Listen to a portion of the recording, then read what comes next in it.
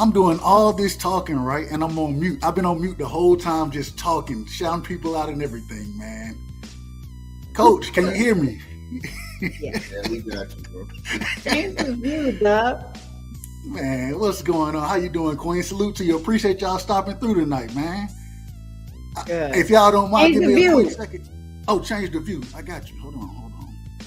There you go. This? Yeah. Actually, this is what we're gonna do. This is what we're gonna do tonight for y'all, man. Let's see if I can do it the right way. Boom, that's how we want it right there. That's how we want it. So, hey man, Coach, man, I had to make sure I put the right music on for you when you came through. You know what I mean? We had to put that Master P on for you. So, real quick, man, let me run through. Go ahead, Coach. Oh, you go ahead, man. I hear you. Let me run through. Is the music too loud? Is it good? No, you good. Okay, perfect. Hey, man, everybody, man, welcome to the show, man. We got episode 2, Rockin with Rightside. We got two special guests in the building tonight, man. We got Coach and the Queen in the building, aka Glove Up Boxing, where they over there making them miss and making them pay. And so we want to get to know them a little better, and we're gonna get this thing going, man. First things first, 817 got to come in here. The shit started, bro. He got to come in here with some nonsense from the beginning. You know that's him. It's what he do. Hey, man, salute 817. Appreciate you stopping through, bro. Mr. Mechanical in the building. Salute to you, Mr. Mechanical. Appreciate you, brother. Kyle, the boxing section in the building, man. If y'all not subscribed to Kyle, man, y'all definitely go subscribe to him. He run a late night show. I frequent the channel often, and Kyle, man, we seen you on ESPN, bro. We seen you out there showing up and showing out. We got the Queen Kwee in the building. Salute to you, Queen. Much love to you. Much love. Let's see. We got my brother A1 Hoop Zone in the building. Y'all go sub to the brother channel, man. Hey, if you want to know anything about the NBA, what's coming up with the upcoming season, man, definitely, man, go check them out, bro. Go check them out. A1, drop it if you got to. We got the Queen, Miss Cassandra, in the building. And Cassandra, we gotta get you on the show now. We want you on the show. We definitely gotta get you on with that one. We've been trying to get Cassandra on the show since we started. Hey, Queen, we need you on the show too now. Queen, you and 5, y'all can do y'all thing, man. All right, man. So that's everybody who's in the building right now. Hopefully, they'll slide through a little later, but we'll get started, man. We'll go ahead and get started. So first things first, man. I want to thank y'all. I just want to thank y'all for coming through, showing my channel love. You know, second, y'all the first couple. Queen, you the first female that's been on the show. You know what I mean? So I appreciate it. I love that. So, man, first things first, we're gonna get started with growing up, man. What was it like for both of y'all? And when I asked these questions, I thought about this. I'm like, I'm gonna just allow both of y'all to answer. There'll be some similar questions that y'all can kind of answer together, and then there'll be ones y'all answer apart. You know what I mean? So, first things first, man. Growing up, what was it like for y'all growing up? Where'd you grow up at? Did you have siblings? Were you in a 2-parent household or 1-parent household? What was growing up like for y'all? You know what I'm saying? We're gonna start with the Queen on this one. Okay. Well, I'm born and raised in New Orleans, 7-Ward Holdhead. I rocked my ward. Feel me? But I was raised in a 2-parent home. My parents have been together 49 years.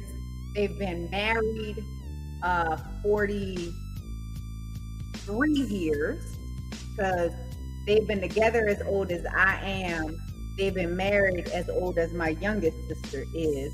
There are 4 of us. My eldest brother, there's 4 years difference between him and I. My eldest sister, there's 2 years difference. My brother and sister from a previous marriage that my dad had. And then me, I'm the middle girl, and then my youngest sister.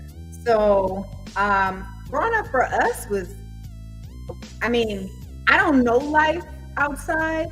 I grew up with 15, 20 cousins, so I didn't need friends because I had them. They were my friends. We hung out. Some of us went to the same school. I went to elementary school with all of my siblings. So when I was in first grade, my brother was in like 5th grade, my sister was in 2nd grade, and then when I got to 8th grade, my youngest sister was in 2nd grade. So we just always been together. Like, I don't know life without family. My parents and I, even as an adult, travel like everywhere together. Like we deep. Like, I just don't know life separate and apart from family. I was raised by my great grandmother, raised by my grandmother, raised by my dad's mom. So like I had 5 generations of life. My children got to experience 6 generations of life. So I mean, that's just how we grew up. But Troy, I'm a suburban girl. Troy's a country boy. Hey, Coach, I'm right there with you. I'm a country boy too, so. He is a country boy. Because you grew up in the country. Where I grew up. Jennings is the country. I didn't grow up in. You got enough stories in the country that you was in the country? I ain't got none. Well, I mean, I got one. Okay, you was born in New Orleans, but he country. Okay, Coach. So we're gonna give Coach. We're gonna give you the opportunity to explain. You feel me? What about you growing up? Your siblings, your parents, all that kind of good stuff, man. What you want to talk to us about? In a parent household. Come a little closer to the mic. A little closer to the mic. I said I grew up in a 2-parent household. Both of my parents, they were married 61 years. Damn. My dad passed in August. 1 year. Yes, August 1 13th. year, so August 13th. Man, my condolences. Oh, that's life, bro. He was 85 years old. He was in good health, but it was unexpected. So, I have 2 brothers. He the baby. Yeah, I'm the youngest. My oldest brother is 10 years older than me, and the middle one is he's 4 years older. So, but I grew up in New Orleans, and what she's trying to explain is all of my relatives are part of Southwest Louisiana, like Lake Charles, Lafayette, Jennings, all of those type of places. So on weekends, we would go back because my parents are from Jennings, but my mom came here to go to college at Dillard University. Go ahead and explain why I say it's country, baby. When was the first time your mama had like AC? All that. The first time my mama had electricity was when she went to college. Put it there. Okay. Hey man, that's how it happened in the country. It happened like this. So yeah, I mean, my mom 86, you know, so that was, and but she got her RN degree, and my dad was in the military, and he asked my grandfather if he could marry her. He was like, yeah, you can marry her, but she got to finish school first. So my dad went to the military, and when he got out, my mom was about to graduate, and so they ended up getting married, and my dad ended up going to get his degree from Dillard also. Keep in mind, Troy's parents have been knowing each other since they were 6. Yeah, they were knowing each other. 6 years old, in the same class. My dad said, did you hear the wisdom from your granddad? What did he say? Yeah, you can do it, but we got a plan. We already got a plan, so don't mess the plan up, brother. Don't mess the plan up. And, hey man, real quick. At that time, go ahead. You know, I was gonna say salute to the Queen Sheena, man. She stopped through tonight, and my brother Skywalker's in the building. Salute to y'all. Appreciate y'all showing up and showing out tonight, man. Y'all smash the like button. You know what I'm saying? And definitely sub to the channel if you're not already subscribed. Also, go make sure y'all sub to Glove Up Boxing, man. They making them miss and making them pay over there. So definitely, man, y'all go sub over there. Keep going, Coach. My bad. So they ended up getting married, and my mom was working as an RN, but they moved back to Lake Charles, and then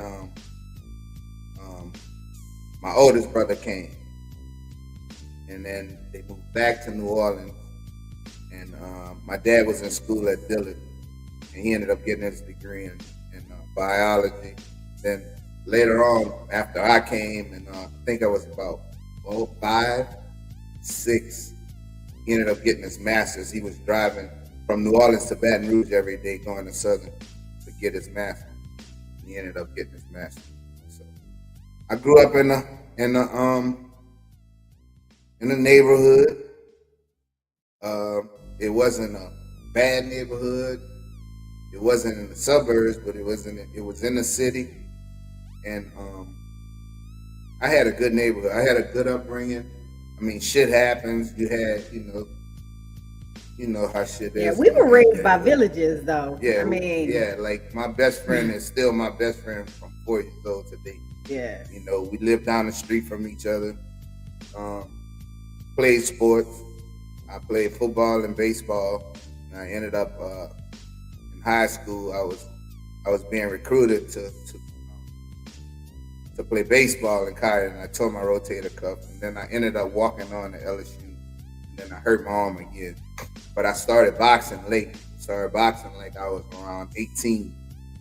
So, because my brother was coaching boxing. But before that, in the 70s, that my parents loved boxing. My daddy was talking about the time Sonny Liston fought Floyd Patterson. He got up to get a beer, and the fight was over with Sonny Liston and flattened Floyd Patterson. So, I've been following boxing a long, long time. So, Coach, who, as far as your earliest memories of boxing goes, who was your favorite boxer? I know, like you said, your father and your grandfather, they pretty much followed the sport. Your brother coaches or is a coach in the sport. Yes. What's your earliest memories of boxing? My earliest memory, I had to go. I did something I wasn't supposed to do, and Ali was supposed to fight Leon Spinks, and my parents wouldn't let me stay up to watch it, and I was pissed and then the next day I found out he lost, and that was like that shattered my world, because that was my guy, so following Muhammad Ali, that was my favorite fighter when I was a little kid. He was our hero, you know what I'm saying? Yeah. Hey, Muhammad Ali, he transcended generations. He did some things that most fighters would never do, and he stood on his principles as well, man. So, right. Hey, you have no choice but to respect Muhammad Ali. You feel me? So, Queen, same for you. When did you learn about the sport of boxing, or is this something So, my parents are. My dad was a big boxing fighter, mostly heavyweights. It's only been since Troy that I've really learned, the differences between the welterweights and the light super and all of that. And so I'm still learning that part. With my dad, I watch heavyweight fighters. So my first introduction to real boxing was George Foreman, like where I can really recall fights. I have seen some Muhammad Ali fights, but they were not live action fights. So George Foreman was probably my first live action fight. And then, Sugar Ray Leonard was probably my favorite boxer once I really understood what I was watching. Not a bad person to be a fan of, Ray Leonard, man. He a hell of a fighter, so possibly the greatest. And that's a debate we can have right there. I'm gonna ask that later. I just got that. I'm gonna ask that later in the when we move forward. But going now, we're gonna kind of switch it up a little before we get strictly into boxing. As y'all were growing up, man, the era and the time frame that y'all were growing up, was there a big divide between the people? Were the people more or less together on the same, as far as in your community? You know what I'm saying? I know y'all say y'all were raised by a community, right? And we talk about the lack of community that we have now as far as raising kids, those type of things go. Could you describe the community that you kind of grew up in? As far as however you want to describe it. So there's a 4-year difference between my husband and I. So, but I was born at a time where the seventh ward was still in a bit of disarray, where if you were light skinned, you didn't fit in either way. Like you didn't fit in with the black, and you didn't necessarily fit in with the whites either, because you're kind of in the middle.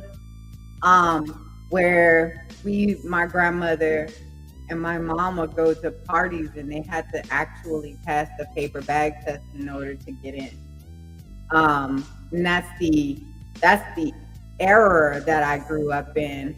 As I got into middle school and high school, I actually started I went to a predominantly white school, Catholic, but my graduating class was predominantly Black. So, or mixed, rather. We had Hispanic. We had a lot of people of color, not a whole lot of white in my graduating class. But we only graduated 76. It wasn't like broke. So I grew up very sheltered, believe it or not. As outspoken as I am, I'm 49 years old, and outside of boxing a bag, I've never really been in a physical altercation before. I've hit a person, but not like to knock somebody out. But a little boy that went to the high school my husband went to trying to grab me in a different place, and I turned around and hit him in his face, and, fractured his jaw, not on purpose. But that was like the only his jaw. Yeah, you fractured his jaw. I did. It was a hairline fracture. It wasn't like I broke his jaw, but it was a hairline fracture. You clipped his ass. That's all that happened. You clipped him. I did. I took he got hit with my bag. I took my bag, and but I'm a latchkey kid, and a lot of people who in my area would understand what a latchkey kid is, because they don't do that no more, not legally anyway. Yeah. But I used to walk home from school at 10, 11 and have a key to my house. I go in the house, I go next door because my great grandmother lived right next door, and I check in with her. She'd give me something to eat, and I go back home, lock the door, and that was my life. I didn't really start doing things until I got into high school, and that's when I joined choir and found my voice. Speech and debate. I did drama, track, volleyball, basketball. I'm not very good at basketball at all. But I was good at cross country, and I was good at volleyball. So you were just an all-around sports fanatic. I tried to knock it all out in my high school years.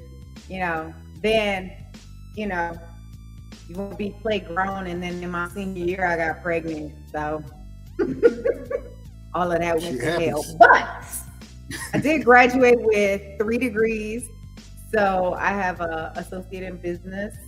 I have a bachelor's in HR management and with a minor in hospitality and tourism, and I have a master's in business management as well. So I'm not a grandmother. Both my boys are doing their own thing. My eldest son has his own business. So evolution of my journey is sheltered to trying to get it all in when I was in high school when you're supposed to, and then just raising my boys. I didn't meet the love of my life till like 7 years ago. And we're gonna get into that as well. We're about to get into that pretty soon. Yeah, Coach, I was gonna say real quick, Coach, outside of baseball, football. What else did you have going? Baseball, football. Go ahead. You was talking about the difference between now and then. And then, agreed. Yeah. Like we stayed outside. We stayed in the streets playing ball, throwing the football, playing. My neighborhood had a lot of kids, so we stayed busy, and we wasn't staying inside and fucking playing on games and shit. we stayed active and running and getting into shit and doing shit, you know, and so it's a difference. Now you don't see that anymore. Like, you know how you have what y'all call medians, right? You would see people in different parts of the city playing football on the median. But we call it neutral ground. And there's a reason why we call it that. We call it a neutral ground because when the French had one part of the city and the Spanish had another part of the city, they would meet up and trade on the neutral ground, the medians, at one time when New Orleans was real young. So we call it neutral ground. So, you know, we stayed busy. Our parents would go outside. You know, they never had to tell us that. We was always told you gotta get home before the lights come right. on. You know, we'll be running and playing and doing shit. You getting water out of somebody's garden hose and you going about your business. You know, that's some of the best water ever too. Yeah. That garden hose water. You ain't lying. You know, these kids now, man, they stay in the house, they stay on the computers and all of this stuff. They don't get out and get exercise and run and play basketball and all of, you know, I had a basketball goal and all that kind of shit, you know. Right now, you know, I still have friends from my old neighborhood that I'm still close to, you know, so, and it builds camaraderie and actually talking to people instead of talking online and shit like that, you know what I'm saying? So it's a difference. It's a big difference in our communities now. You don't see that anymore. You hardly ever see it. So you know, it's crazy. It's crazy, Coach, because when you say that, but like I always say, I grew up with old people. So the first thing they told me to do, I walked home from school when I was in elementary and middle school. I walked home. First thing they do is, hey, I get home. You got homework? Do your homework. After you do your homework, go outside.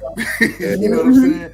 And Big Mo would always tell me, hey, don't make me have to call you. And now, if it start getting somewhat late, as long as I came in before the street lights came on, I was good. But she would always tell me, don't make me have to call you.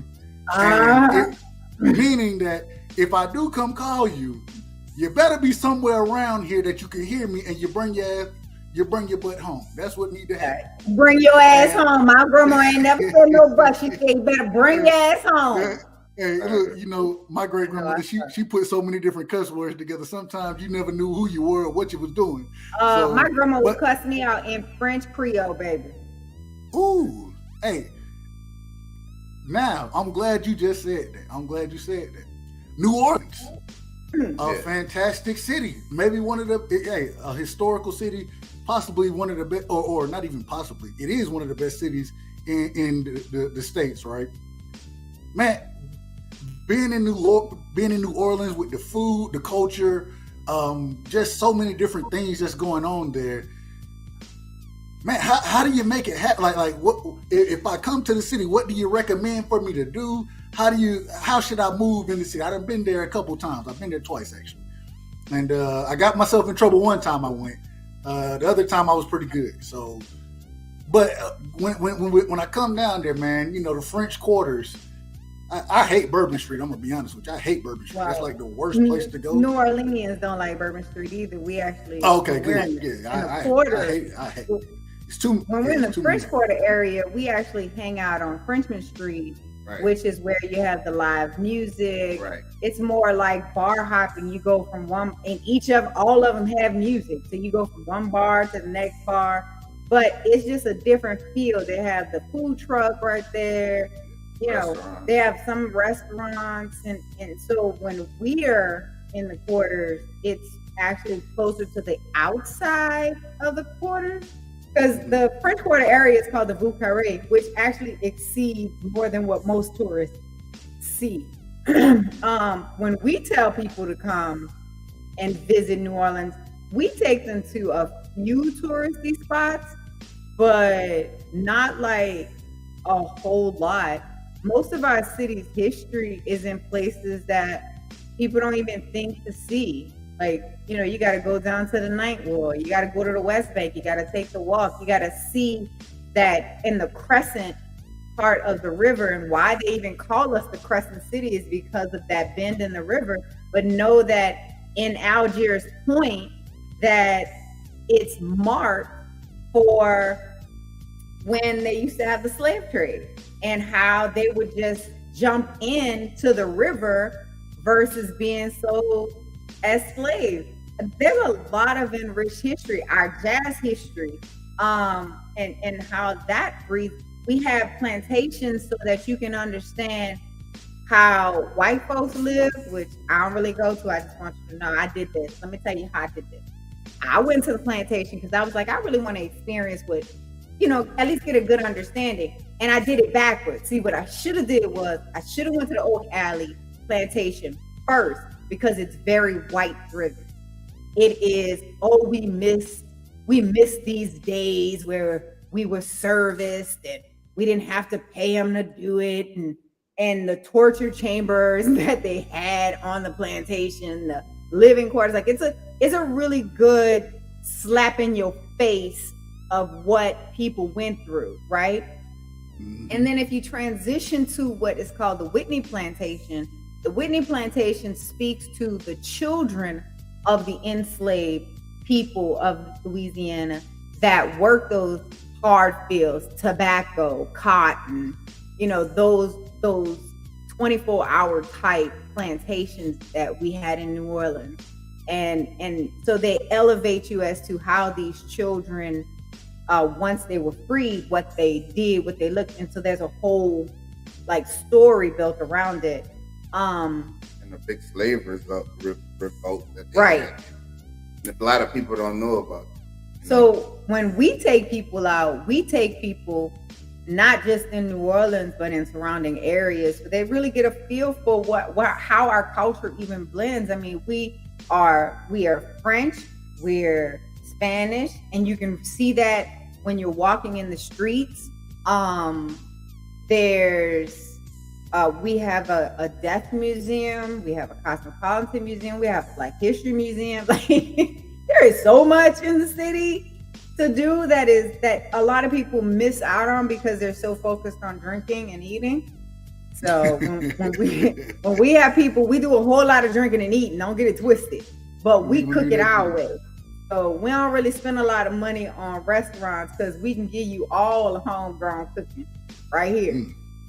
So now, real quick, my brother R. West, man, he asked a good question. New Orleans had had the most Black culture prior to Katrina. Is the culture still there? How much did Katrina hurt New Orleans? I mean, it's still here. It's still here, you know, but we being gentrified just like everywhere else in the United States. This shit happening in Atlanta right now. Yeah, I mean, we being gentrified, and you know, it's kind of weird though because like you'll see white people in places like, nah, you wouldn't be in this area you wouldn't be in this area when I was coming up at all. You know what I'm saying? Oh, Cassandra, just let me know. My Mardi Gras crew rides like that first weekend in Mardi Gras. I got you, sis. Yeah. So you know, it's just it's different, but it's the same. You know what I'm saying? Like you still see people having second lines on Sundays and shit like that. Anybody died.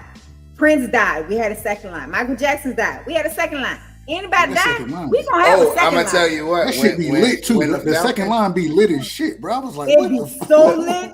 Look, when the Falcons lost, the night the Falcons lost, when they lost in the Super Bowl, they threw a second line because Atlanta fucking lost, son. Hold up, listen. I swear. So I'm not a Falcons fan. I rock with the Cowboys, but because I'm in Georgia, you know what I'm saying? I done tailgated down at the Dome, the Mercedes-Benz state. I done tailgated with the best of them. I swear to God, the best time to go tailgate is when New Orleans comes to town. It's the best food, and the way they come in, bro, they come with the second line out there. And I'm sitting here like, y'all supposed to be at home right now. Y'all, they beating the shit out y'all as far as everything outside of the actual, outside of football. They turned up. They stole our Mercedes Benz super. Agreed. I agree with that. I do agree. So y'all did have the first Mercedes Benz. I mean, like their second line, just like this, they had somebody pass away, and they had a funeral, and they do a second line after the funeral. Well, the fucking horse that pulled a carriage died. They had on the street. They had to fucking come. This was about 3 months ago. And they had a second line for the dead horse. The next weekend, they had a fucking second line for the fucking dead horse, bro. All we need is a reason, baby. All we need is a reason. Be partying at them. They be going ham, man. Not to mention the Indians too, though. Like when you get the Indians out and you really get to experience that part of the culture that a lot of people don't recognize. No, when you say Indians, rooted culture, yeah. Are we talking about Native American Indians, or are we talking about East? So it's our Mardi Gras Indians that are indicative of the tribes that we had that were indigenous. Right. Okay. The indigenous like people. You see on Campside on the intro, you see Campside intro, and at the end you see you'll see the Mardi Gras was when Regis fought down here. Mm-hmm. And you'll see the Indians, they all dressed up with all their garb, and one of them goes, "Lock the puppies up." Well, that's one of my good friends right there. That's my matter of fact, he's one of my chapter brothers. He we call him Zulu. Yeah. Bro, I thought that was Bill Haney saying that, bro. I didn't know who was saying "lock the puppies up" and I never understood why it was being said. But okay, yeah, that's one of my good friends. Yep. Real quick, Coach. We want to shout, hey man, salute to L Dub for stopping through. L Dub Boxing. If y'all not following the brother, please go follow him. He was episode 1. Definitely, man. When the information came out earlier about Adrian Broner and all that nonsense that's going on there, hey, he dropped it to me before anybody else had that information, man. Y'all, if y'all want to tap in with L Dub, please do. You know what I'm saying? We also got Coach. Look who we got in the building, Coach. Yeah, I saw. Oh, no. There it is right there, Coach. I saw my man. We got D Free in the building. I think Dwayne Freeman is stalking my husband on everything, trying to get info. You being stealthy. You know how y'all cops are. Y'all like to sneak around and shit. I got my eyes on you, D. D Free cool. Hey. D Free cool. Look, D Free, he the people, man. He the family. Oh, that's you know my what I'm saying? dude, man. He cool Hey, now, I'm excited to see that debate, Coach. I'm excited to see that debate. Hey, man. You know, what it is, bro. I got certain things that I think, hey, we'll see what happens. That's what I'm gonna say. We'll see what happens, man.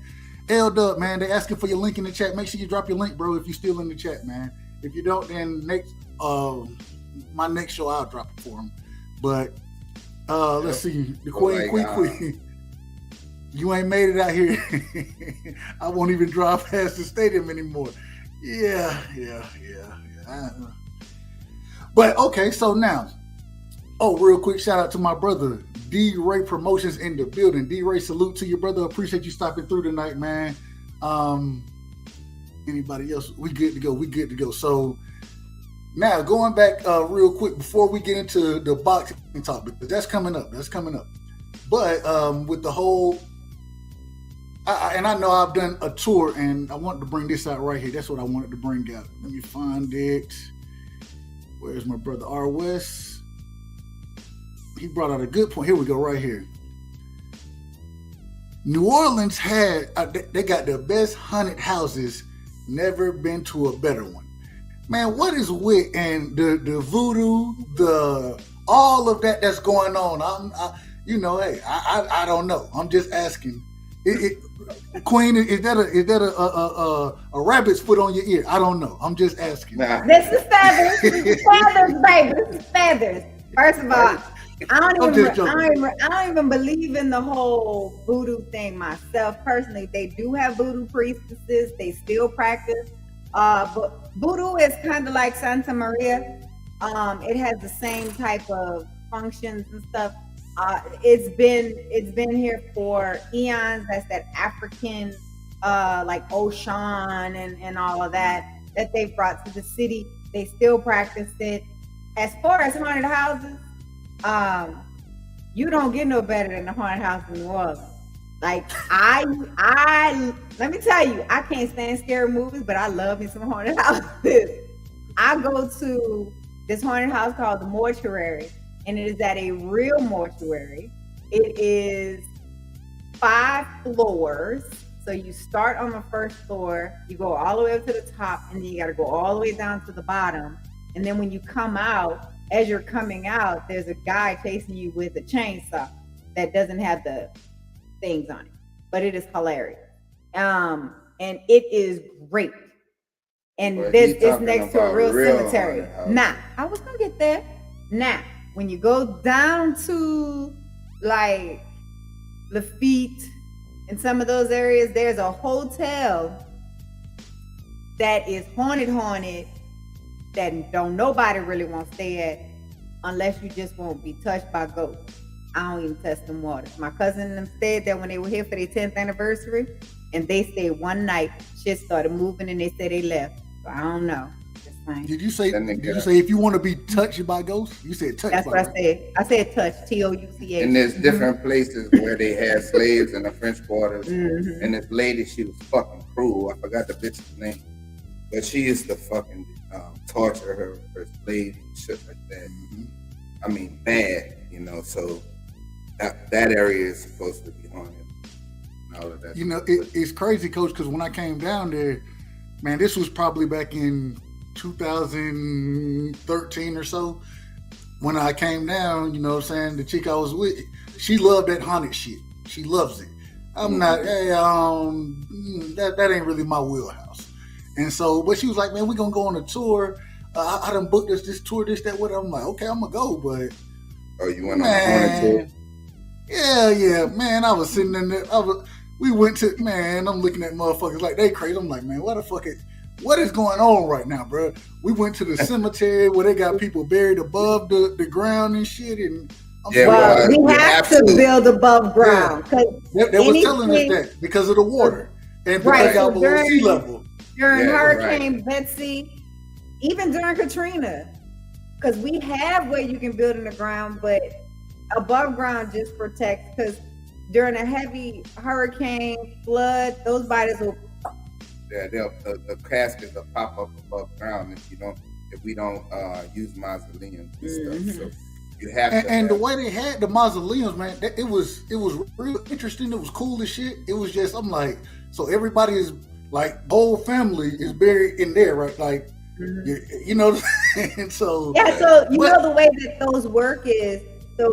Say we have a mausoleum, and so unless you all kind of die at the same time, they basically, what they do is they'll bury you, and then the next person that passes, they remove the casket, take the remains, put it in a plastic bag, put the remains back in the ground, and then place the new coffin with the new remains on top.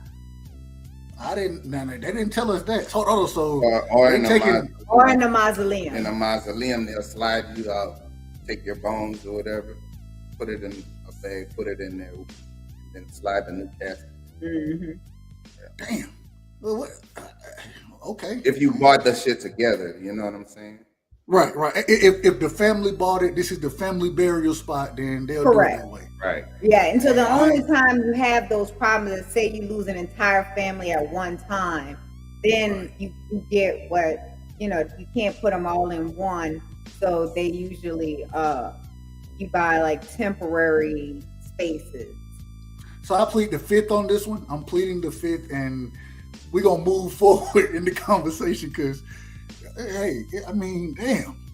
But they should just start burning the bodies, man. Burn them shits. Rod, the New Orleans heat ain't that goddamn bad. It's hot, motherfucker, but it ain't that hot. Yeah, we got humidity. You sweat a lot here. Like, it's not like dry. You're gonna sweat, which is better for your skin than that dry shit. Yeah, we've done that too. Look at them white folks look like leatherback. Yeah, up in the high desert area. When I lived in Cali. Yeah, they just said she was 40 and she looked 65. I ain't lying. that's not fucked up. Hey man, you know black people's skin do better in the heat, anyways, man. We done been in the heat too long, so hey, we look younger as we get older. Say it again, Coach. We said it's hot as hell out here. Yeah, but y'all got humidity they have too. humidity. The difference between New Orleans and other places, the more concrete you have in a city, the hotter it is, which is why New York has such an extremely hot summer. They don't have enough greenery and absorption and stuff, and that. So the sun ain't doing nothing, but rays ain't doing nothing but bouncing up to the people that's walking around. So, you know, we have a lot of land that's not filled. So even though it gets hot, it's not like death. Yeah, that's Georgia though, because at least now if you go to Atlanta, goddamn it, it's hot. But where I'm at right now, you know what I'm saying? It's still the country, and so it ain't that much. You know, if it rains, you're gonna see some steam coming off the pavement, but at the same time, that water gets absorbed, and then it's able to come back out when it really starts to get hot. So it's more humid than anything else. So exactly. I'm with y'all on that. I'm with y'all, man. So all right, hey, and I appreciate what y'all done dropped some gems, man. I think we got a couple people who trying to come to New Orleans now off the strip of what y'all are talking about. Just saying, that's just what I'm saying. So, man, we're gonna get into a little boxing talk now. We're gonna get into a little boxing talk. First things first, man. Coach. Yeah. You were a boxer, right? You said you've been in the ring. You were a boxer. How did your career go? I never turned pro. And that's what I was gonna say. Not necessarily the career, but your experiences in the ring and the love that you have for the sport now. You know, I can hear you get on here and you'll cut some motherfucker out quick, fast, and hurry. And it's just different being in the. I mean, you know, I started late though. You know what I'm saying? But like because of my brother, I got involved. I had a few amateur fights, and I learned a lot. Like I learned a lot from the guys who were coaching because they were pro fighters and they were really good at one time in their career. Like Percy Pugh, he just passed in January. He was 81, I believe. He had a long career in boxing. And real quick, Coach, I don't want to stop you. Keep your thought real quick. Sean Connery, appreciate you, bro, for coming through tonight. Champion Heart, man, salute to you, brother, for coming through. Much love to y'all. Y'all make sure y'all hit the like button. We got my Cash App and Glove Up Boxing, Coaching the Queen, where they make them miss and make them pay. We got them.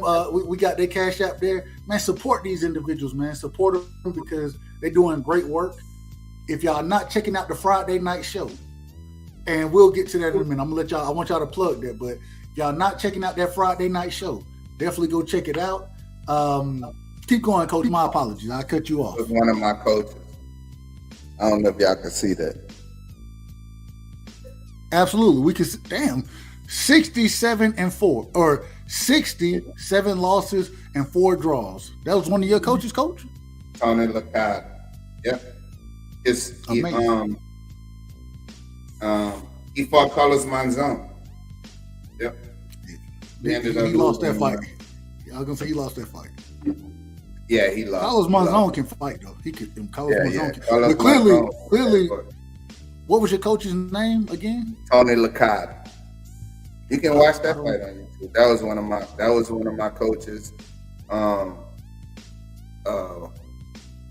Melvin Paul, Tony Lacada, Sheena, Licata. Melvin Paul, who fought Camacho, was one of my coaches. I just learned a lot, man, and then I just got into really the details of it. And at the time, I was in school too, so it was kind of hard for me to stay focused on just boxing because I was trying to go to school, and all of that. I was doing a lot. you know, I wasn't really focused on just that, but you know, so, and I never wanted to turn pro anyway. It was, when I started boxing, it was more of me just staying in shape at the time. And then once I got up in there, I just started loving it. And, you know, I used to spar all the time, you know, with a lot of guys who were pros. You know, you had guys like John Duplessis. I don't know if you know who Super D is. He fought Julio Cesar Chavez. Dominic Carter. He used to fight on TV all the time too. All of these guys are friends of mine. So, you know, it's just it was just a good atmosphere. You know, I love the competitiveness of it. You know, and I loved the way the guys were in the gym, especially when shit happened. Like if somebody get into I don't care what weight you are, you get into a argument or some shit, motherfuckers didn't do a lot of talk. You know what I'm saying? Ain't do Put the gloves on. Now I'm gonna tell you what the words is. That's why my channel is named what it is. Motherfuckers say, what? Man, fuck that. Nigga, glove up. That's it. They getting in there, they gloving up, they putting the shit on, and they getting in the ring, and we going at it. And I've seen that shit. Gym wars, I've seen that shit over and over.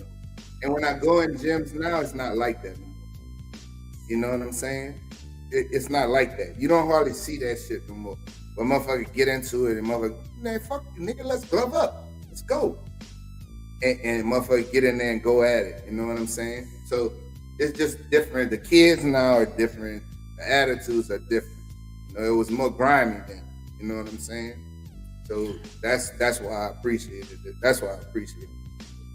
Hey man, it wasn't necessarily more.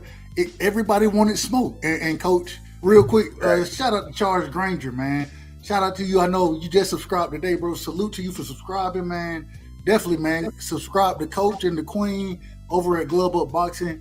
They got a great show going on. Coach, he goes live, not every day, but on a consistent basis around 1:30.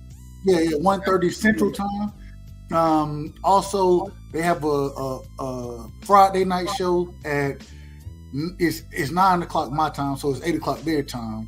A fantastic show. It's not just boxing; it's real life shit. You know what I mean? Real life shit, and I appreciate them allowing me to be a part of that, man. So, Charles Grant, man, appreciate you stopping through tonight, bro. Appreciate you, Coach, man, and what you just said. And now this is one of the things that I love about you. One thing I love about you, Coach, is you want any fighter you rock with, you want them to want all the smoke. All right. All the smoke. And I feel like that's the reason I rock with Dev the way I rock with Dev is because he want all the smoke. You feel me? Right. And they show it. You know what I'm saying? They show that that's what they want.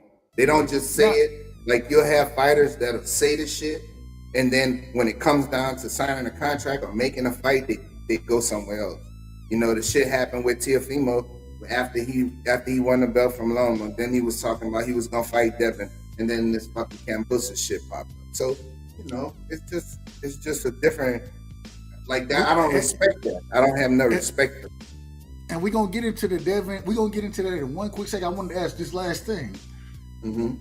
When you look at the fighters now that you rock with, because you always want them to want the smoke, right?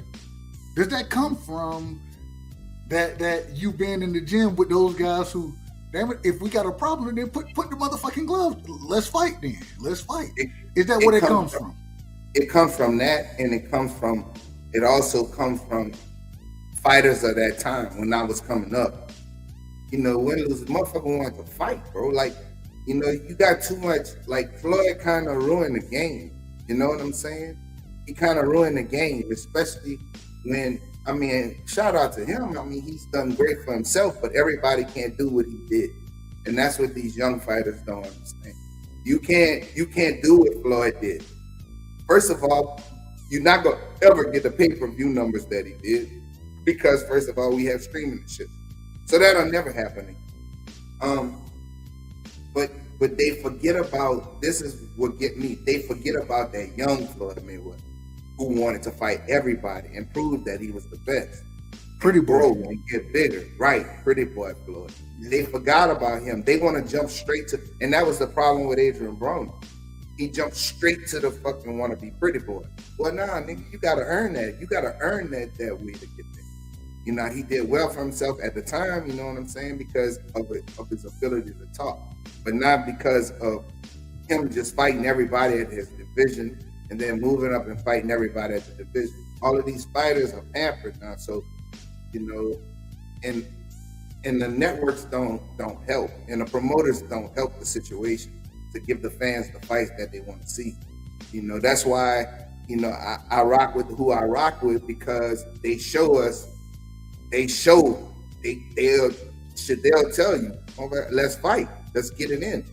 There's no, all of this talking shit don't matter, you know. And you know, a lot of people from where I'm from, they don't do a lot of talking. Like, don't be a lot of that bullshit. When shit gets serious, motherfuckers don't do a lot of talking. Oh yeah, that's what it is? Okay, well, bam, motherfucker, fuck all of that talking. Let's get it in. And that's how they are, and that's the fighters I rock with. You know, I don't make concessions or make excuses for fighters. This is what your livelihood is. This is what you chose to do. None of us making you fucking get in this ring. You started doing this, and this is what you wanted to do with your life. So motherfucker, fight the best. If that's the case, if you feel you're the best, then fight the best. You know, if not, fucking get out the sport, because I want to see nothing but fighters that want the smoke and want to fight. That's just how it is. And that's who I rock with. I rock with Benavidez because he want all the smoke, and I rock with Dev because he want all the smoke, and I rock with Regis because he want all the smoke. And when Errol before he got to that top spot, Errol wanted all the smoke with every fucking body, and he told him, motherfucker, let's fight. Y'all told me to get a belt, I got a belt. Now what's up, bitch? Let's get it. You know, so I just don't like the way fighters move nowadays. Back in the day, these fighters didn't do that shit. When somebody got big as you, you know, okay, well, let's get it in. And that's the way it was. So that's why I'm the way I am.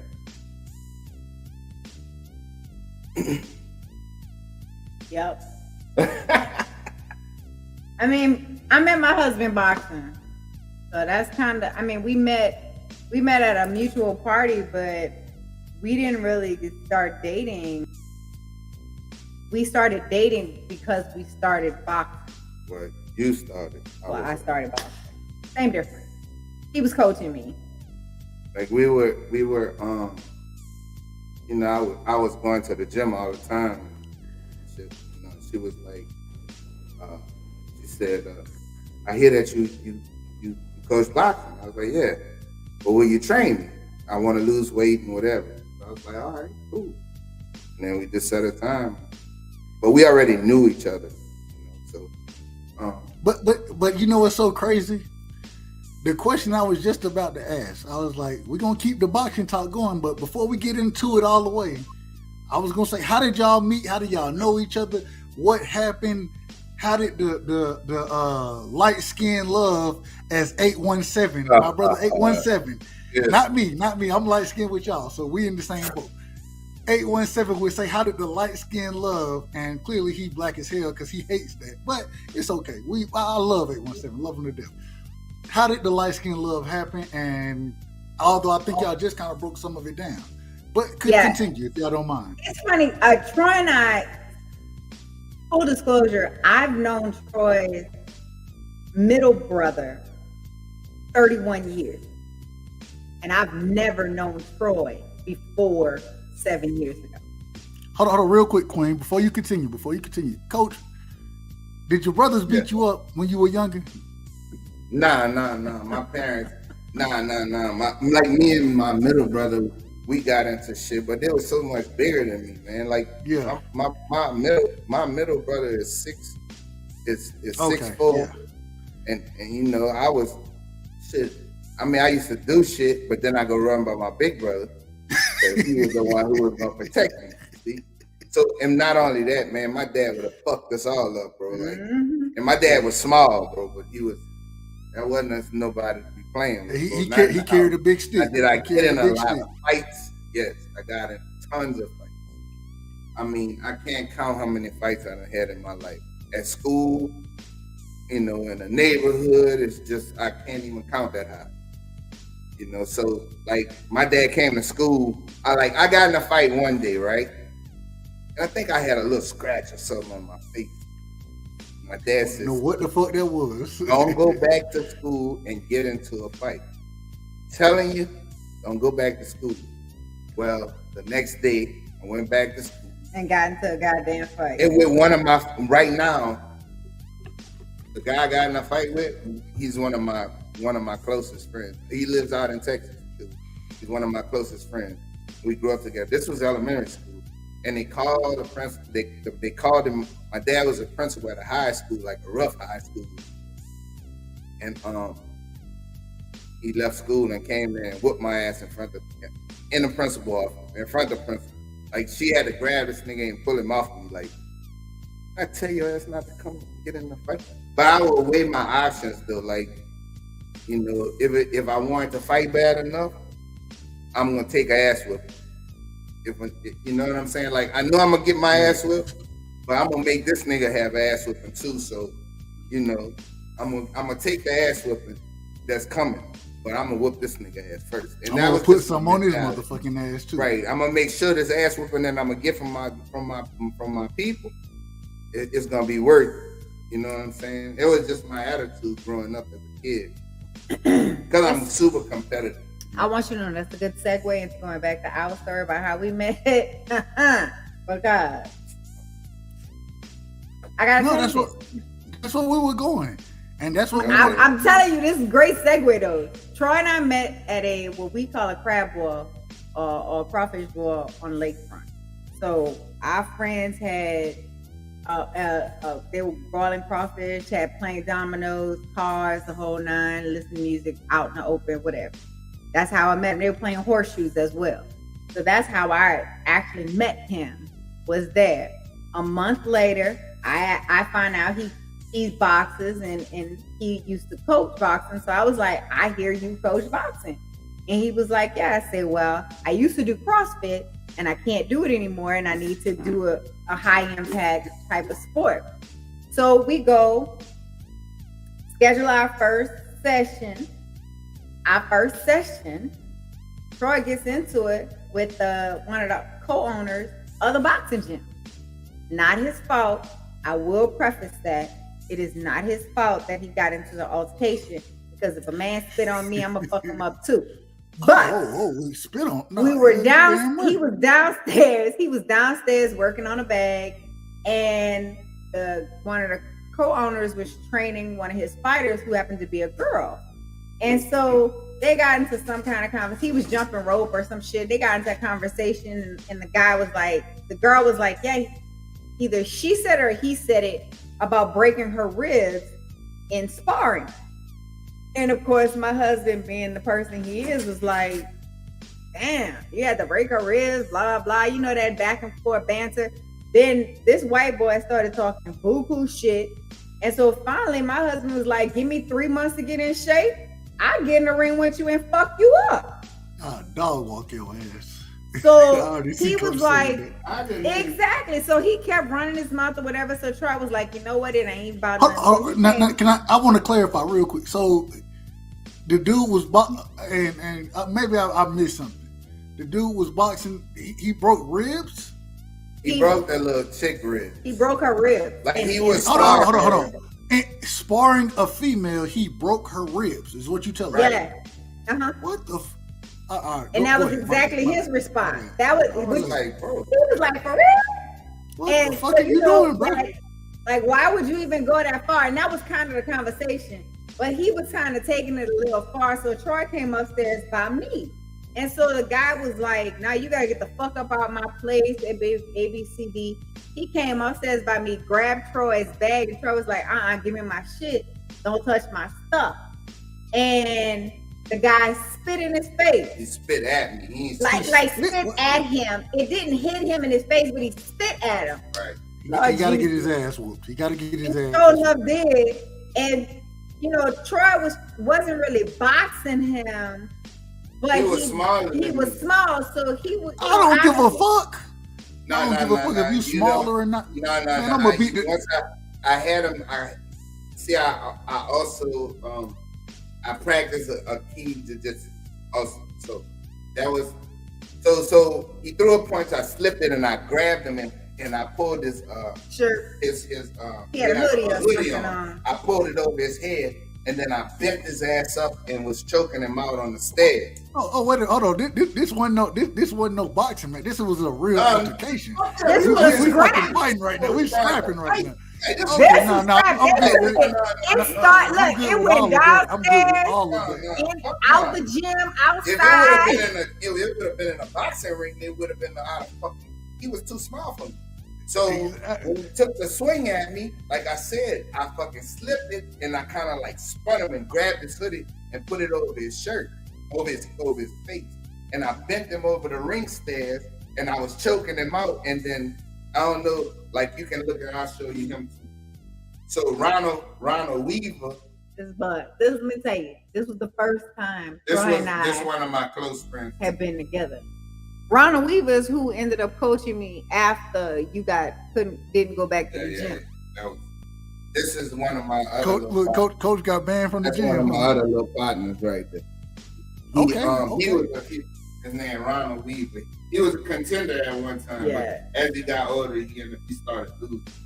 So, needless to say, that was the first time we had started boxing. Now, of course, Troy was still boxing me because he had a bag and stuff at his house.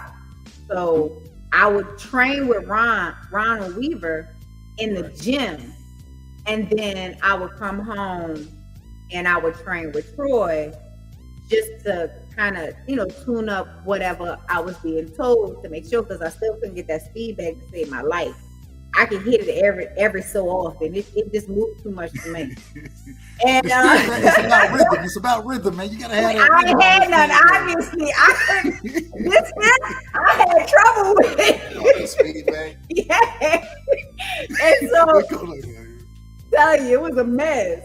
And so, after that, Troy and I, we had a couple of dates here and there, and then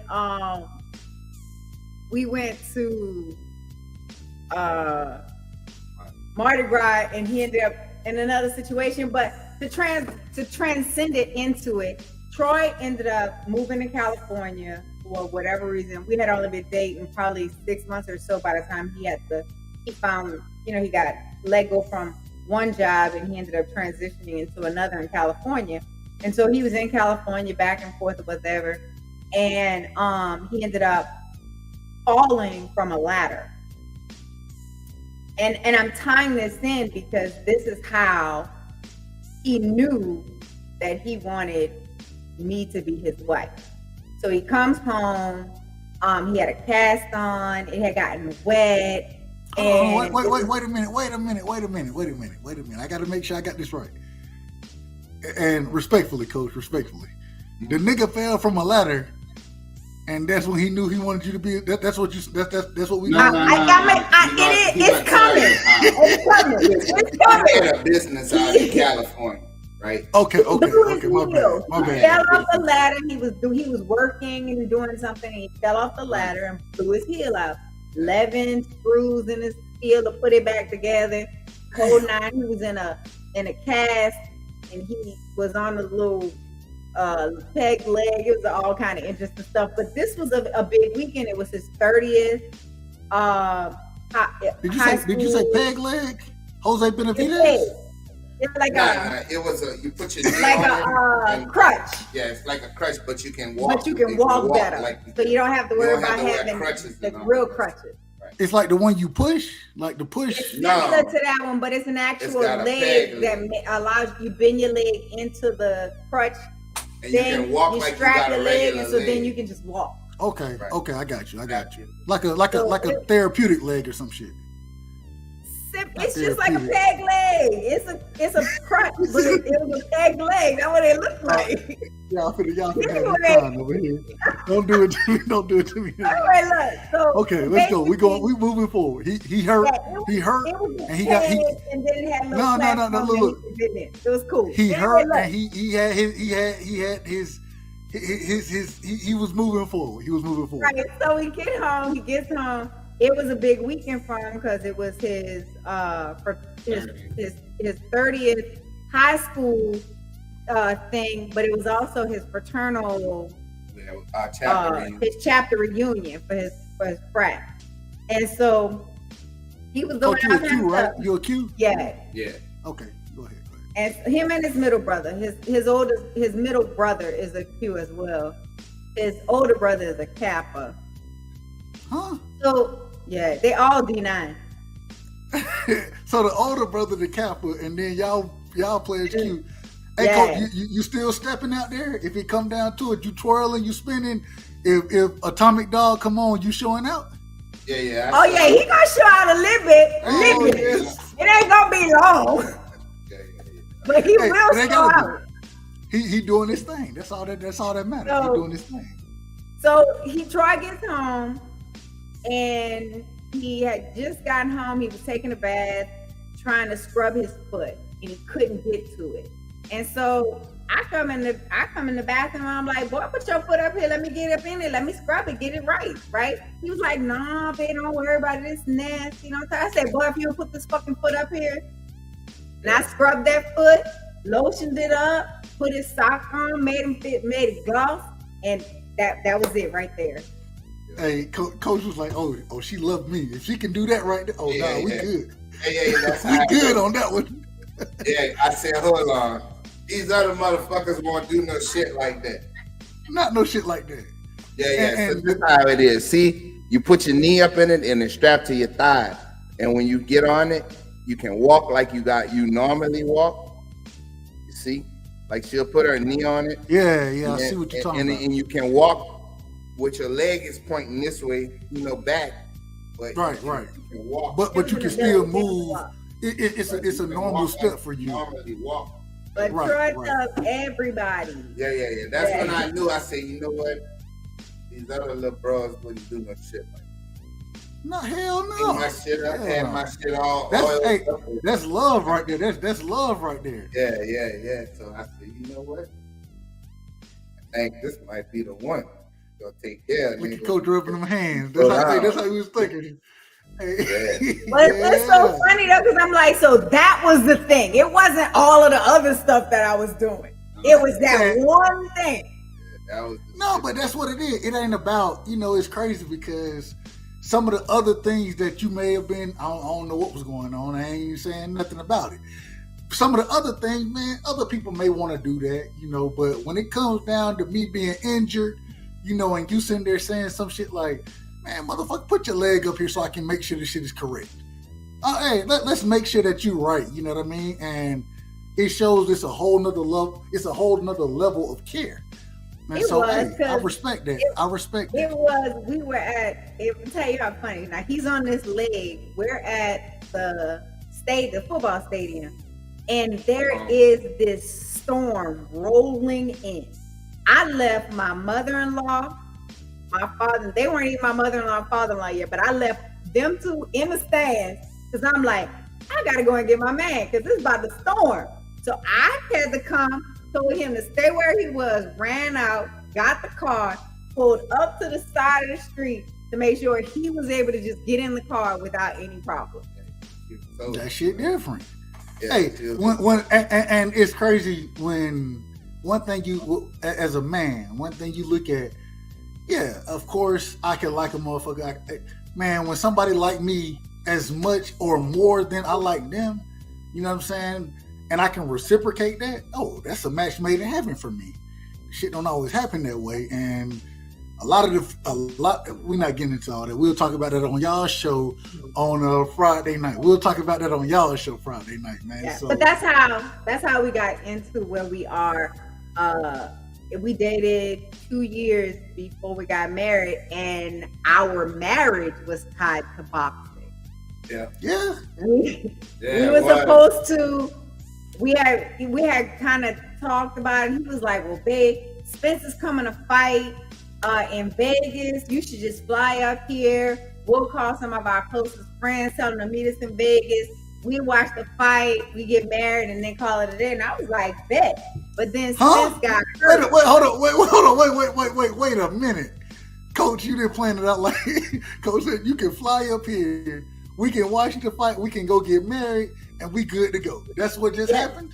That's how it happened, just like that. But honestly, that's still how it ended up happening because Errol got hurt, so the fight was canceled. Yeah. And I was like, well, shit, I was supposed to come out there anyway. Instead, it's October. I was like, bet I can come up for the weekend. We can drive up to Vegas. We can get married on Saturday, drive back on Sunday. I fly home on Monday. So what y'all telling me? What y'all telling me? Like my great grandmother would tell me, y'all didn't get married. Y'all got hitched. Y'all got hitched. Yep. Yeah, we got hitched. I mean, ain't mad at it. Ain't mad at it. Previous marriage, you know what I'm saying? Like we did all of that other shit, man. We didn't feel like fucking hearing people's mouth, and we didn't feel like having to plan all of this shit. We didn't want to hear none of that shit. Man, it was about we want to be together. I rock with you, you rock with me. Damn all the bullshit. Damn the bullshit. Damn spending unnecessary money. I'm not man, let's go make it happen and let's move forward. Salute to y'all for doing that, man. And not only that, see what happened was we wasn't telling nobody nothing that we were married. You should. So when we came back home, like when I moved back here, we had planned a reception. It was nice. It was a big reception with just friends and family, like our closest friends, our closest family. And we I told him it was gonna be an engagement party. That it was gonna be a surprise engagement party that she was more. So everybody showed up, and I'm there, all dressed up and all of this. And everybody's coming in. The food, we had food and everything. It was all catered and all of this shit, right? So when they got there, when she got there, she was with her girlfriend. Her girlfriends already knew what was happening. They were down here. One lives in Jacksonville, one lives in Georgia, and one lives in New York. Her best friend. So they came and they stayed here, and then we had the reception. So everybody thought it was an engagement. So I got down on one knee. Will you marry me? And we had this thing playing in the back of the times that we were. All of the different times on different dates and different. Yeah, we created a video of our first 2 years together, a collage of photos of us and transitioning from when we first met to right before we got married. And then there's this pause in between the video and everybody's like clapping and stuff. And we're like, but wait, there's more. There's more.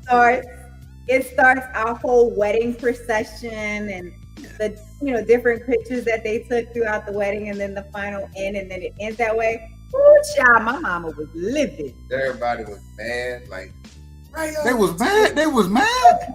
My mama was hot. Yeah, her mama. What were they mad about? They were mad because. Go ahead. My mother and I are very close, and so I pretty much tell her everything. And I don't really keep secrets from my mom. But this one I kept.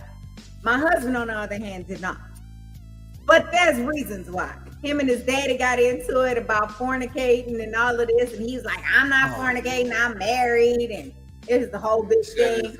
And told him to don't say nothing to mama. It's a secret. And then he got into a conversation with his mama that ended up him saying, me and I are married. And he was like, but don't tell daddy, don't tell nobody. These two people never told. My mother and my father-in-law never spoke on it. You hear me? And when we announced it at the reception, my father-in-law was like, you knew? My mother was like, you knew?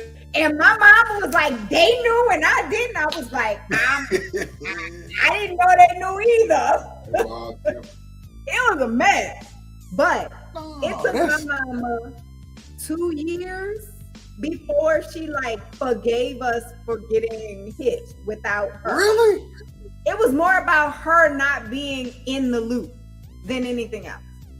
She told her before she came too. She did. She said, you better not go and get married either. I said, I'm not going to get married. Oh, no, you see, that's the problem. That was the problem right there. You told her you wasn't going to do it. That was the problem. You can't tell her you ain't gonna do it and then do it now. Of course she gonna be mad about that. She was in my Amazon cart looking at shit. Cause Lanier got married in a $35 wedding dress that was flawless, baby. Man, I love the love that y'all Black love, man. Salute to the brother Champion Heart. And he says salute, man. Black love is amazing, and the story y'all have is absolutely amazing, man. Like, look at him. Look at Coach. Look at, man. Much love to y'all, man. Man, goddamn, I'm gonna have to come down and see y'all. I'm gonna have to come see y'all after a while. Keep talking to y'all. That in a short shell is our love story, but we met at the right time in the right space. And our children, they have merged. You could not tell them they were not brothers from the gate because they rock hard together. Yeah. Hold on. Now let me ask about that. Now I want to ask about that. And first things first, I gotta say this. Man, I love the way y'all did that, because so in today's society, man, so many people care so much about what everybody else thinks. And for y'all to do it the way y'all did it, y'all was like, damn it, we rock with each other and damn what anybody else thinks. I got a lot of respect for that, and I love that, man. So, but I gotta ask, man, so I don't know exactly how the children thing works out. So talk to me about it. Talk to me about the age of the children and when the unity came together. How did they blend together? I know you said just a second ago you can't tell them they ain't family, but just talk about how it all kind of worked out. So our kids run 21, 28, 30, 31. I have the two oldest. He has the two youngest. Let's say that again real quick. 21, 28. 21, 28. 30 and 31. Damn, y'all got kids my age, damn near. I'm 33. I'm 34. So okay, go ahead. I have the two oldest ones. He has the two youngest ones. And so my eldest son is like my ride or die, right? That's my mini me. He got this face with a bald head, and he's very protective. So when he met Troy, they were cordial, no big deal, but he didn't want to really get involved with the two kids from Troy because, in his words, he didn't know if we were gonna last, and so he didn't want to love the boys as his brothers, and we didn't make it. So they didn't really get close until probably 2 years ago. And about 2 years. They like this now. Them niggas hang out and don't even tell us they're hanging out. They've been like that. When I was diagnosed with breast cancer in 2020, I did a photo shoot to celebrate my 1 year cancerversary. And I had all of the boys in my photo shoot with me, and you couldn't tell that we weren't, like, everybody thinks that all four of them are ours. Right. So our blended family is really blended. I get along with the boy's mother. Troy doesn't. My oldest son's father is deceased. And my youngest son's dad is not around, so Troy doesn't have to deal with anybody. Hey, Coach say it work out. You know, it's interesting in those situations. A lot of times, women, they'll get along together much easier than men will. But at the same time, man, I'm just glad, man. And real quick, if you don't mind me asking, you beat breast cancer, correct? I am. Well, I'm still going through some things, but for the most part, and I don't want to get too personal. I don't want to get too personal now. No. I mean, I'm cancer free, and that's the beauty of it. I wake up every day, so I'm blessed. I don't have no complaints. Salute to you, Queen. I appreciate knowing that, and man, appreciate the journeys, man, that y'all are telling me y'all going through. This is what the show is about. This is what the show is about, man. Because Rightside. The thing with that was like we never was down about it. Like it was more like, what?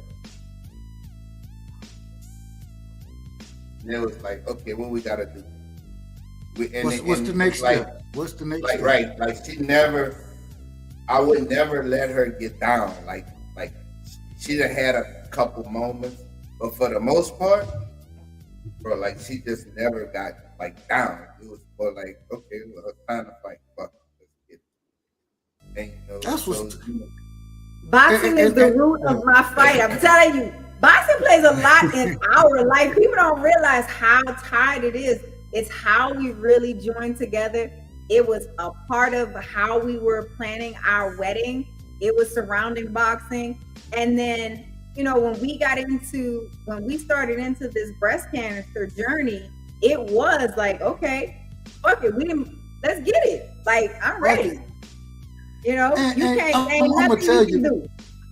I'm gonna tell y'all, man. Y'all know, I rock with y'all. Of course, I rock with Coach. Coach knows boxing. The Queen, I rock with you, man. Especially with the shows that y'all had on Friday, the camaraderie, the love, the respect, the willingness to disagree, and then sit here and say, "Damn it, we just don't agree on it. We're gonna table this and we'll come back to it." The man, it shows all of those elements that couples should have. You know what I mean? I think that if they looked at you guys' relationship and how you guys rock, even with a serious situation coming up like that, well, damn it, what we gonna do? How we gonna fix it? How we gonna approach it? And we not finna get down about it, man. It's so much that goes into that, and I just really appreciate y'all because, hey, y'all teach me a lot. I can listen to y'all and I'll be like, these motherfuckers crazy as hell. But they know what they're talking about. They know what they're talking about, if that makes sense. And no, it's true. It's true. Sometimes Troy and I'll be in a conversation and people will think, no lie, people think we're arguing. Cause I'm like, I'm gonna stand firm on the shit that I believe. He gonna stand firm on the shit that he believes. I'm not gonna change my mind just because you telling me to change my mind. Fuck what you saying. And he the same way. I don't believe it. And so we get really heavily passionate in our debate. But when the debate is over, it's, all right, Daddy, what you want to eat? And that's the vibe that I get. Is that, and I will say this. I hope y'all don't take this the wrong way. With both of y'all being older, you know what I'm saying, than me at least, and I think y'all have a much better understanding of life, and y'all understand that. Damn it, I ain't gotta agree with your motherfucking that, but I still love you. I ain't gotta agree with you, but I love you. Right. And it's so funny because I like there are times where I can talk to different females and I'm sitting here like, motherfucker, I don't want to hear none of that shit. And then right when I say this, man, it's an argument. And if once you start arguing and fighting and all that kind of shit, I ain't got shit to say to you. I'm just gonna be real. I ain't got too much to say. But that's one thing we don't like. You know, it was much more like we both set boundaries from when we were getting to know each other. You know what I'm saying? Just like I told her, I said, let me tell you something. Don't cuss me. And she might say shit like, man, fuck this, but like call him saying, fuck you, or you a bitch, or being disrespectful. I don't rock with that at all. Like we don't do that to each other. We don't disrespect each other. Cause like I've been in relationships where that shit happened and it wasn't gonna work. And that was like early on dating. She told me what she liked. I told her what I like and what I don't fucking like. And if this shit happens, I'm gonna have a problem with it. And that's not to say that the shit didn't happen. It's to say that sometimes you gotta figure out and figure out the steps, right? It's because a lot of times I'd be like, man, that was some bitch shit. And he's like, you ain't calling me no bitch. I was like, I ain't call you a bitch. I said that was some bitch shit. Hey, look, I'm addressing the action, not you as a person. So for Troy though, that's hands down. It's the same thing for him. And I had to realize that. Nah, that doesn't stop me from still saying, I just changed the words. I'd be like, bro, that's some girl stuff right there. Don't do that. Yeah. But that's respect. But that's much more respectful than saying you a bitch. It's much absolutely more not. There are times that Troy be like, "Ooh, babe, if I ain't love you, ooh, I was about to call you a bitch." I say, "I know you could have. I've been all right with it that time." Because I know sometimes I be driving. He be like, "Is this it?" But he'll never say it. No. You know. But I mean, But it's to the he's point my now. best friend. I play with him and talk to him and about everything under the sun. If I can't fuck with my this is my nigga right here. Like I fucks with him. But a lot of times now when she try to fuck with me, like when her and my brother or her and my cousin are around each other, all they do is try to fuck with me, and I go, fuck you. I just go and be like, whatever. I don't even pay them no fucking attention, and that drive their ass because they fucking be want me to react. See, well, I just learned. I'm not gonna give you bitches what y'all want. Fuck that shit. Or when we go by his mama and it's me and his brothers against him, and his mama jumps on my side and be talking, ooh, he be so wrong. I didn't get the fuck. I'm out of here. Fuck that. That's what I be wanting to do. Oh shit! But I mean, we really past relationships has taught us that, and then my journey has taught us. My journey happened early on. We had only been married almost 2 years.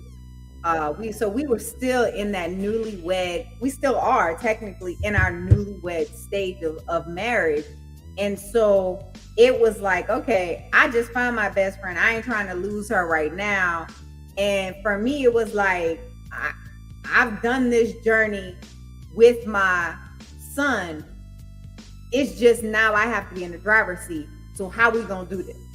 Life is too short. I'm not trying to be yelling at you and you yelling at me. If I get emotional and I feel like I'm stepping out of pocket, I don't have a problem quickly apologizing.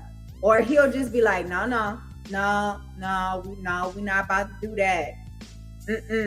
I know you upset, but we need to talk about it. Don't yell about it. You know, like we understand and accept each other, that, you know, that balance. And that's why when we do talk on our show, Dub, you hear me say all the time, Troy is the head of my house. When he sets a certain tone, I don't really challenge him on his tone because I already know how he's looking at it. And so when I was in my journey, that was one of the things that I had to put 100% of trust in. That when he was telling me stop, it was for my best health. It wasn't about anything other than I need you to be strict. Facts. And you know, it's funny. And now it's just interesting because when we talk about these type of situations, especially with, and I hate to say it this way, the independent woman, the modern day woman, a lot of times if the man wants to put their foot down and say, no, we ain't gonna do this. The way what you just said was I'm not looking at it as you trying to stop me from doing something. You're looking at it as in what's in the best benefit for us together. That's what you're looking at. And I respect you for doing that. Whereas a lot of times today, when that does happen, people will be like, well, you're trying to stop me from having fun. You're trying to stop me from doing, and it's like, nah, and so for y'all to have that respect, you know what I'm saying? And I'm moving on from this topic because we'll have this conversation all night, which is one of the things I love, man. I want to let y'all know, hey man, Rocking with Rightside is not a singular time that you show up on the show. Definitely want you guys back on. You know what I'm saying? We got we're gonna have Glove Up Boxing, Coach and the Queen. You feel me? We're gonna have part 2 of this, and I think that'll be even better. We'll be able to conversate even a little more to make sure that the topics that we talk about, because this is something that I think we should definitely be talking about, especially how y'all are talking right now, man. So I love it. The one thing I do want to ask of y'all, if I start to go over y'all time frame, cut me off. Cut me off immediately because I will be long-winded. And next thing you know, you look up and the live up there in the corner, it'll be like 3 hours and 30 minutes. And so just... It's okay. I know how to leave. I'll leave y'all talking box and go to bed, child. You don't know.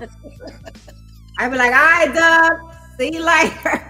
Hey, man, I'm not mad at it. I'm not mad at it, man. So, last thing, man, relationship-wise, was it when y'all brought the blended family together? What did it have to? Was there a compromise that had to be there? With the kids already grown? How did that kind of play out? They were already grown. Yeah. My oldest, well, Preston was already.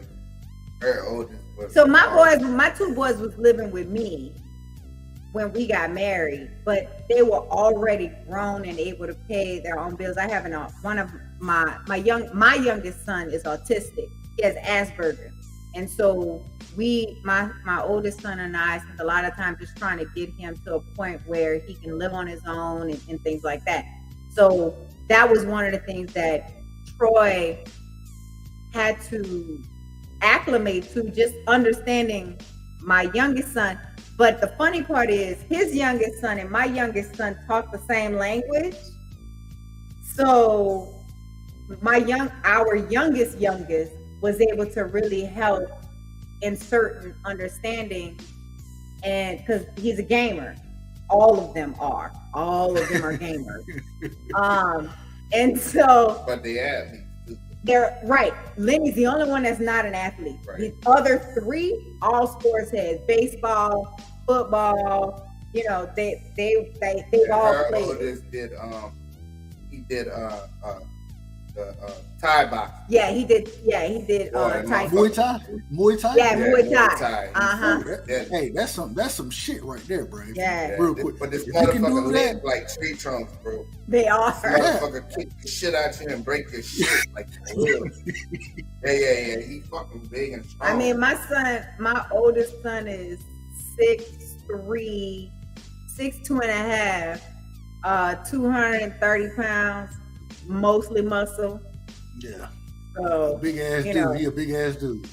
yeah, and then Troy's kid, like he's got a big one too. His youngest is big, Yeah, he like 6'2", about 240. 240. And then the middle, the one who's my oldest, he's he played college baseball. Well, both of them played college baseball. Mhm. But the youngest right now, he had Tommy John, so he's Damn. he's Tommy John right is now. that's a mean ass surgery to have. Yeah. Yeah, but he's 21. He fucking recovering so fast, and he's still in college. He's about to graduate. But my oldest, he's graduated. He played college baseball, And he's getting ready to start. He's starting his career at a high school as an assistant coach for baseball. Coaching. And he coaches Coaching. Lil League. right? as He's well. been coaching, like he coaches travel ball too. So he got an 11-year-old Hey, team. man. They rank high in the country. And that travel ball shit is year round, you know what I'm saying? I Right. know. And I went through it, believe me, bro. Like I used to coach baseball too because I played baseball. So Bro, I suck at baseball. man, I traveled all over the country, bro. When I was coming up, when them two coming up, man, I've been all over. Now watch this, coach. Watch this, coach. I'm from Warner Robins. Warner Robins has historically one of the best little league teams in the Little League World Series. We always in the picture. You know what I'm saying? And I still don't know shit about baseball, bro. I ain't never played it. I don't know shit about baseball. I ain't a big baseball either, but when the kids got together, it's funny because we learned our children separate, right? So it was me, Troy, his boys, spending time watching boxing, hanging out, just conversating, talking, things like that. And then it was me and Troy with my boys hanging out, watching boxing, having those conversations. And then all four of them finally got together for my photo shoot that I did for my 1 year anniversary, and for my cancer anniversary. And from that moment to now, They loved each other. they love each other. Especially the oldest one. My oldest and his oldest, they like that. Oh, them motherfuckers ain't like wet clothes. But hey, you know, what's the age difference between them? What's the age difference between them? 3 years. Yeah. 3 years. And the youngest, my youngest, he just got married. Mm-hmm. Our 21-year-old just got married. He like the one that's in college and playing He a baseball pawpaw. now. Yeah, he a pawpaw. Yeah. Like that nigga don't do shit but school, baseball, therapy, and he drive Uber, and that's it. And hang out with his wife and dogs and cat. That's it. Hang out. He old man, bro. He really is an old man. Yeah, old. Hey, guess what you know about him? Guess what you know about him? He gonna be the one, he ain't in no trouble. That's right. Hey, matter of fact, he gonna be getting the other ones out of trouble if they do get in any trouble. You know, yeah, the other ones don't get in no. They don't. I mean, we got good kids. I'm about to say, right. the 4 boys collectively. My oldest son has his own business. He's a landscape architecture. So he does stocks. He does real estate. Like, he is like top. Then you got my middle boy, who we never thought would live on his own, and now he's living on his own, paying all his own bills, working at Papa John's, but he's making, he's making enough money to pay the bills that he needs to pay with no problem. He's doing his thing. And then our third son, high school teacher, assistant baseball coach, and travel ball coach. And then the baby. So we really, as a blended family and as separate parents, we can't complain about our boy, and none of them got babies. We succeeding as a family. None of them got We babies. winning. All of them doing what they supposed My to. son from LSU, his son from Southern University. We got one at Xavier, and my youngest son, he's just not that child. College is not for him. So. But even if college isn't for him, he's doing enough to sustain himself. You know what I'm saying? He's making a way, bro, and he especially does do stocks. Yeah, so I mean, is that the one with Asperger's? Yeah, he do stocks. And I'm gonna tell you this. I think we talked about this on the show early or last week, maybe the week before. I worked with a guy who had Asperger's syndrome, right? This dude is a genius. Dave Bagner. He's a genius. Now, when it comes to personal relationships, he can be awkward. Certain things he can be very awkward in. But when it comes to his job, and it got to the point where, I mean, Dave, because he worked for me at the time, and I think Dave's probably 64, something like that, right? So I've always managed older people. But Dave, man, when I first started managing them, they're like, hey, man, Dave, he's that guy. I could give Dave any circuit could be fucked up. It'll be all the way messed up. I mean, everything is screwed up. By the end of the night, and he always worked the night. He always worked the night tour. He would work 4 to 12, and I would give him the circuit. I'd come back in the morning. I got a paragraph wrote as far as what's going on, what needs to happen, who needs to do what, and then he'll also come over when he comes and checks in. He's like, he knows all of the area codes. The brother knows everything. Now, when he talk to you, the shit might be a little awkward when you talk to him. But outside of that, he's a genius. You feel me? So, hey, I'm pretty sure brother is a genius, man. He's a genius in his own right. On tests, he's exceptional. But once he learned how to do pizza, it changed his whole life.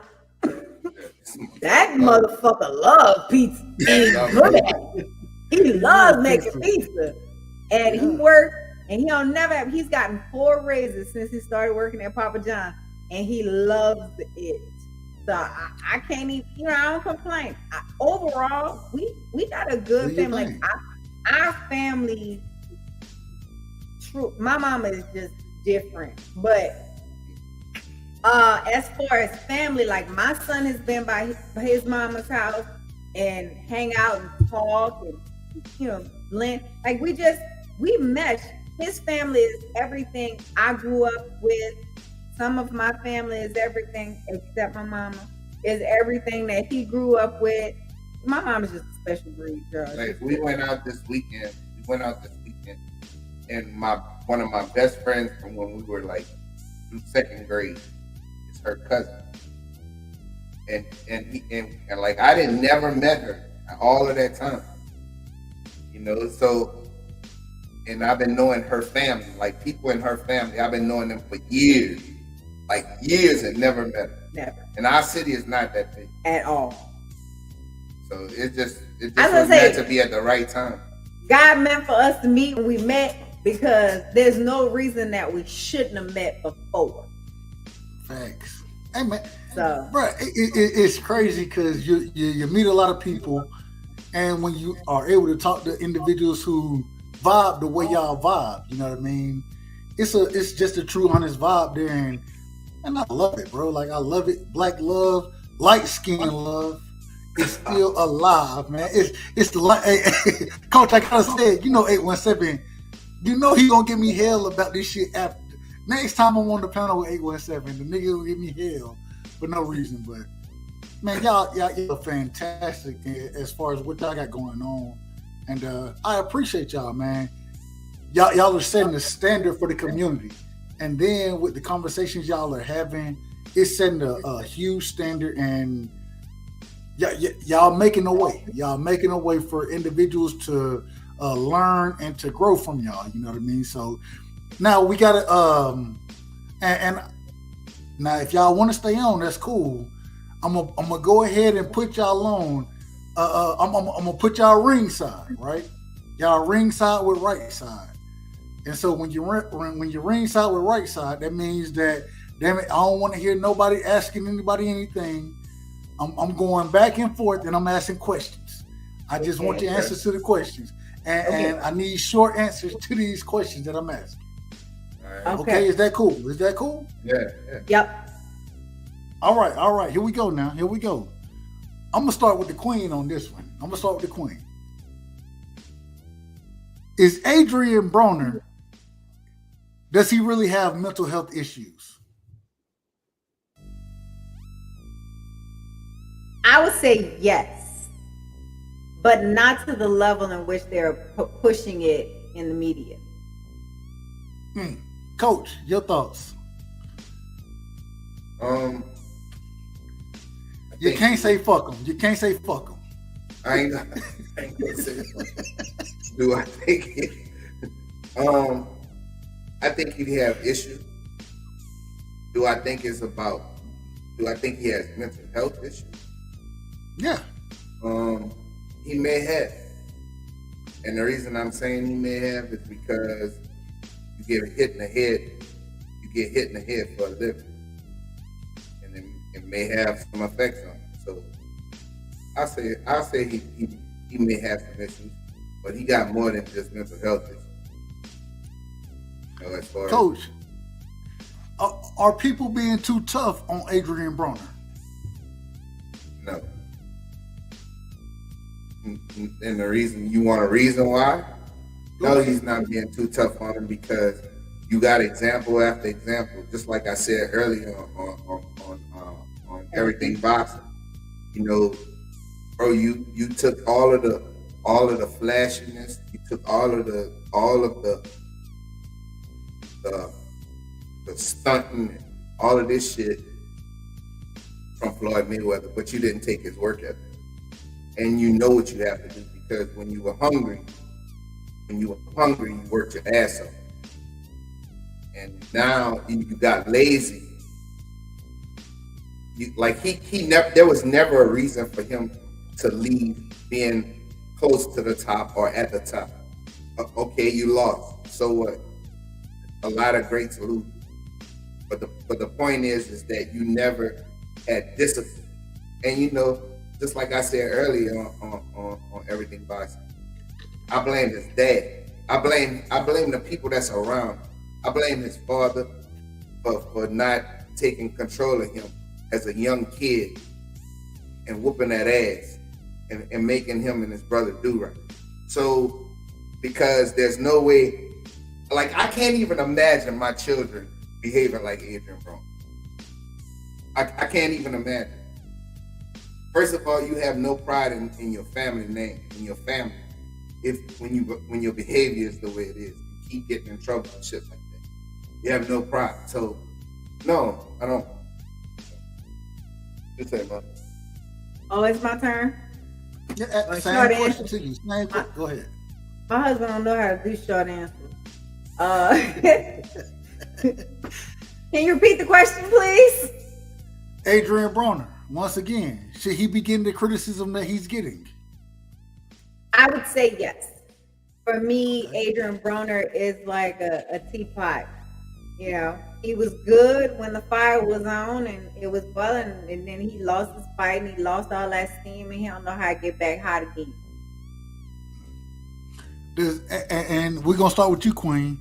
Does Adrian Broner have a chance to be a champion again after what we've seen this weekend? After what we've seen this week? No, he doesn't have the mental capacity to really put forth that effort, in my opinion. I don't think he wants it in the way he did when he first came out. Coach? I don't think he knows how to get back there. I mean, he's lazy. He don't want to put the work in. So no, I don't see him becoming champion again. Not at 140. And you have all of these young killers that's coming up. So, and you got somebody at 140. You got guys at 140 that are destroyed right now. So I think it's done. I think he's done. That's it. And real quick, I'm gonna interject. I usually don't like to interject, but I will say they tried to make this fight for him versus Figueroa a title eliminator, and for him not to be able to, and I don't know exactly. You know, he says his mental health. Listening to Keon done been telling us the nigga ain't in shape. You feel me?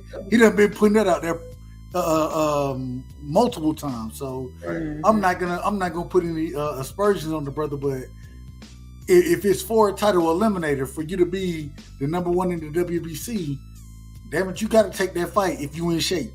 In my opinion, if you really want to come back and be what you're telling us you want to be.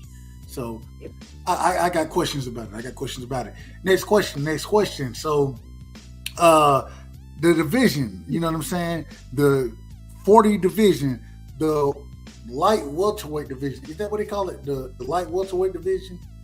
Junior welterweight. There we go. Junior welterweight. Or the super lightweight. There we go. And I don't know how the same. Anyway, it's a whole nother story. Does Teofimo Lopez? Go ahead. Different sanctioning bodies call it different things. Agreed. Does Teofimo Lopez have what it takes to become a champion at 140? Does he become a champion? We're gonna start with you, Coach. I think he can become a champion if they move him in the right way. Like, those belts that are available. If Josh Taylor moves up and drop belts, yeah, he can probably acquire a belt fighting against one of the guys that's not super elite, like Barbosa. I think they might put him in there with somebody like that, and that's not a guaranteed win because Barbosa can fight. So for the WBC, I don't see it happening. I don't see him beat Josh Taylor. If Josh Taylor decides to stay at 140, if he dropped the belts, he may have an opportunity. I just don't. I say he can grab a belt at some point from one of, if they move him strategically, he can grab it. I thought Teal looked good in his fight Saturday, and I was actually really surprised. Like he was focused and he was fit, like he was ready to fight. So I think if he continues on the current path that you see, that he has potential to be a champion. But he's another one that, he has to stay focused and recognize that it's not always about the knockout. It's about controlling the fight from start to finish and making, using his jab and looking at those power shots the way that he has them. I think he has the skill to get it done. He got the skill. Agreed. And it's crazy. I'm gonna give my 2 cents. Tio definitely has the skill. I'm still not.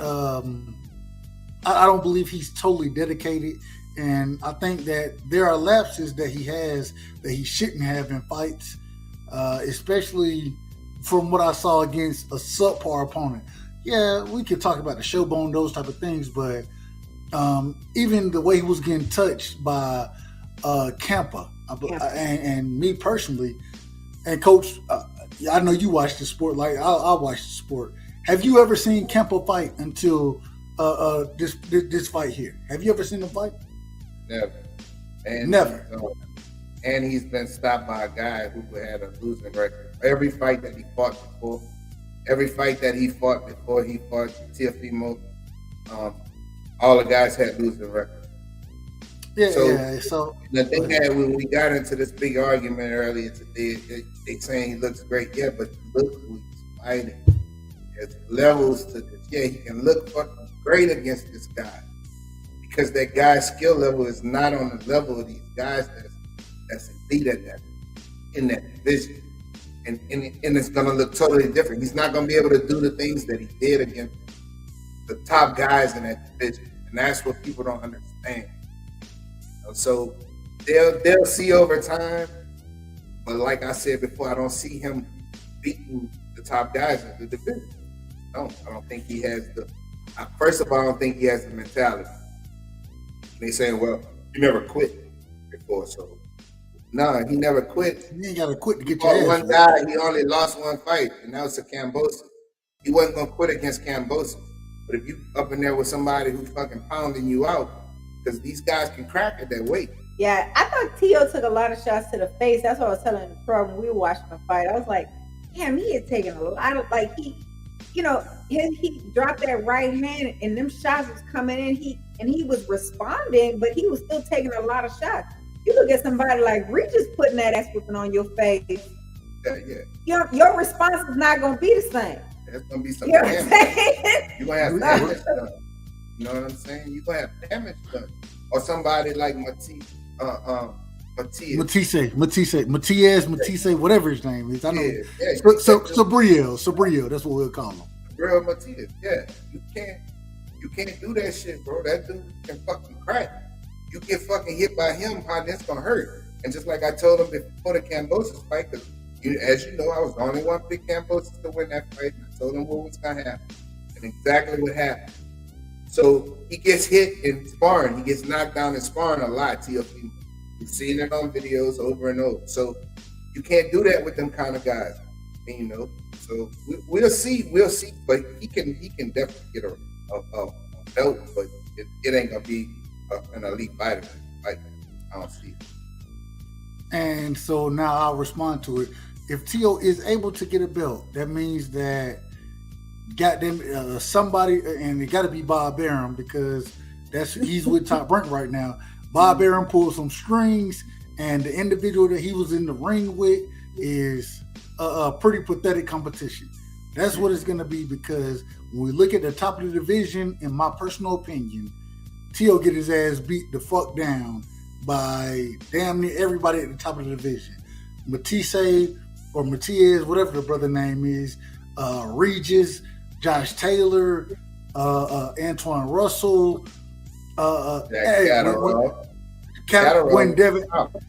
when Devin Haney move up, he gonna beat his ass. When Ramirez, I mean, it's so many. Okay, Montana Love, if you want to give me Montana Love, I think that's a 50-50 fight. You know what I'm saying? I ain't too high on in my personal opinion, I ain't that high on Montana Love, so I think Tio, that's a 50-50 fight right there. The other fights, I don't see Tio winning none of them shit, so I want to see what happens. Next question. We still in the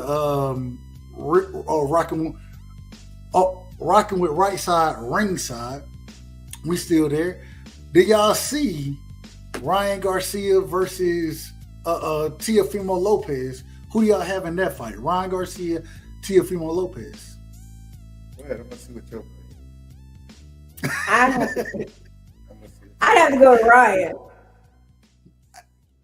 in that fight. I'm gonna answer. I plead the fifth right now, Coach. What you got on it? I think that's a good fight, and I think that's a hard fight. I think that's a hard fight for Teofimo because of Ryan's height, length, and the way Ryan's popping that jab right now. That's a problem. That jab look good, that jab looked good against Fortuna, bro. Right. I ain't never seen it. Go ahead. Right, but I mean, you gotta also take in mind Fortuna coming off a loss too, so it's levels. Just like I said for him, levels for Ryan too. You know, so it'll be a good fight. Don't get me wrong. But Teofimo get cracked by Ryan, he gonna go to sleep, bro. As much as I don't like Ryan Garcia, the way he moves and all of this shit, but you can see improvement. And you gotta say one thing: his fucking hands are fast, and that bitch can punch hard. So Tio ain't gonna be able. Tio can't leave his right. He can't leave his head exposed. Like he's gotta protect his right side. That's a tough fight. He takes a lot of hits to the face. And when you're looking at somebody that has the type of speed that Ryan Garcia has, no matter what you think about him and power. Yeah, you know, that's a fight I would like to see it, yeah. But I would lean more to Ryan Garcia in that fight. Just because it's crazy. I agree with both of y'all. I lean more toward Ryan Garcia in the fight. The length, the range, you know what I'm saying? Especially with him fighting under Guzman right now. In his last fight, he showed some things that I've been criticizing him about. You know what I mean? He actually tried to keep his chin tucked. Now he didn't do a great job of it, but I could at least tell that they were working on that. You know what I'm saying? They were working on it. He had he bent his knees at times where normally he's a straight-legged walk forward fighter. He didn't do that in this fight against Fortuna. Fortuna isn't the same opponent, you know what I mean? But because of the abilities that I see him working on and the skill sets I see him working on, I got to give it to Ryan. Ryan Garcia, with him being the longer, rangier fighter, with him having the pop that he has, man, he gonna make that. That's gonna be a tough ass fight for Tio. Tio is a counterpuncher, bro. He want to counterpunch. And it's hard as shit to counterpunch against a nigga who got a jab out there on your ass. Hence the reason he don't want to fight Devin Haney.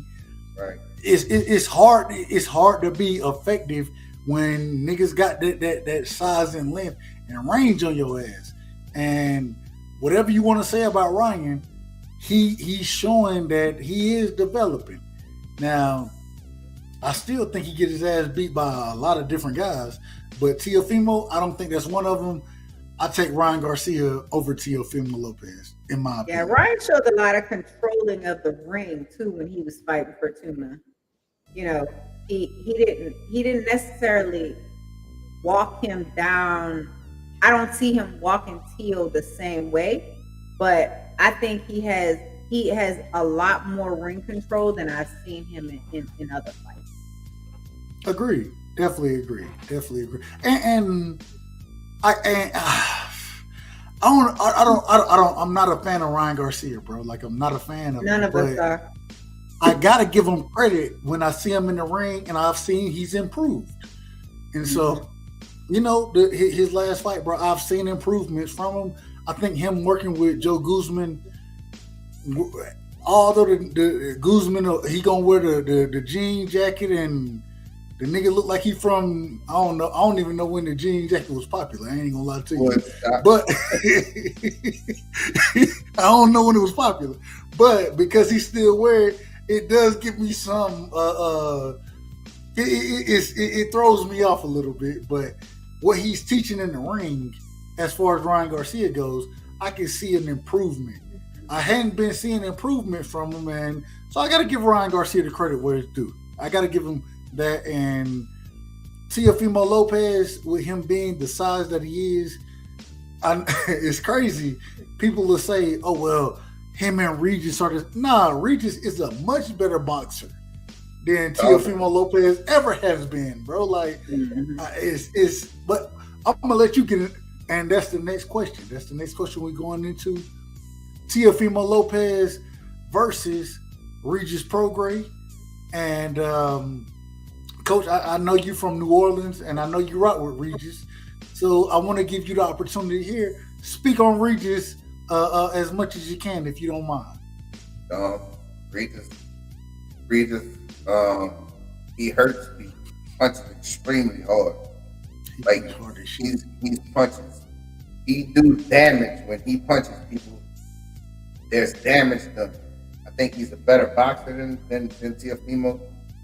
He has great upper body movement. His jab is quick, fast, and it hurts. His body punching will be probably the thing that hurt Teo early. And I just don't see Teo standing in front of him. I just don't. Like he did, he started coming. That's a different animal. That's not the same. You was playing with a raccoon, now you playing with a pit bull now.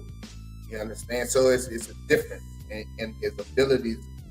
He's more seasoned than Teofimo. You know, you look at how many fights Teo got compared to Regis, and Regis came up the hard way, obviously.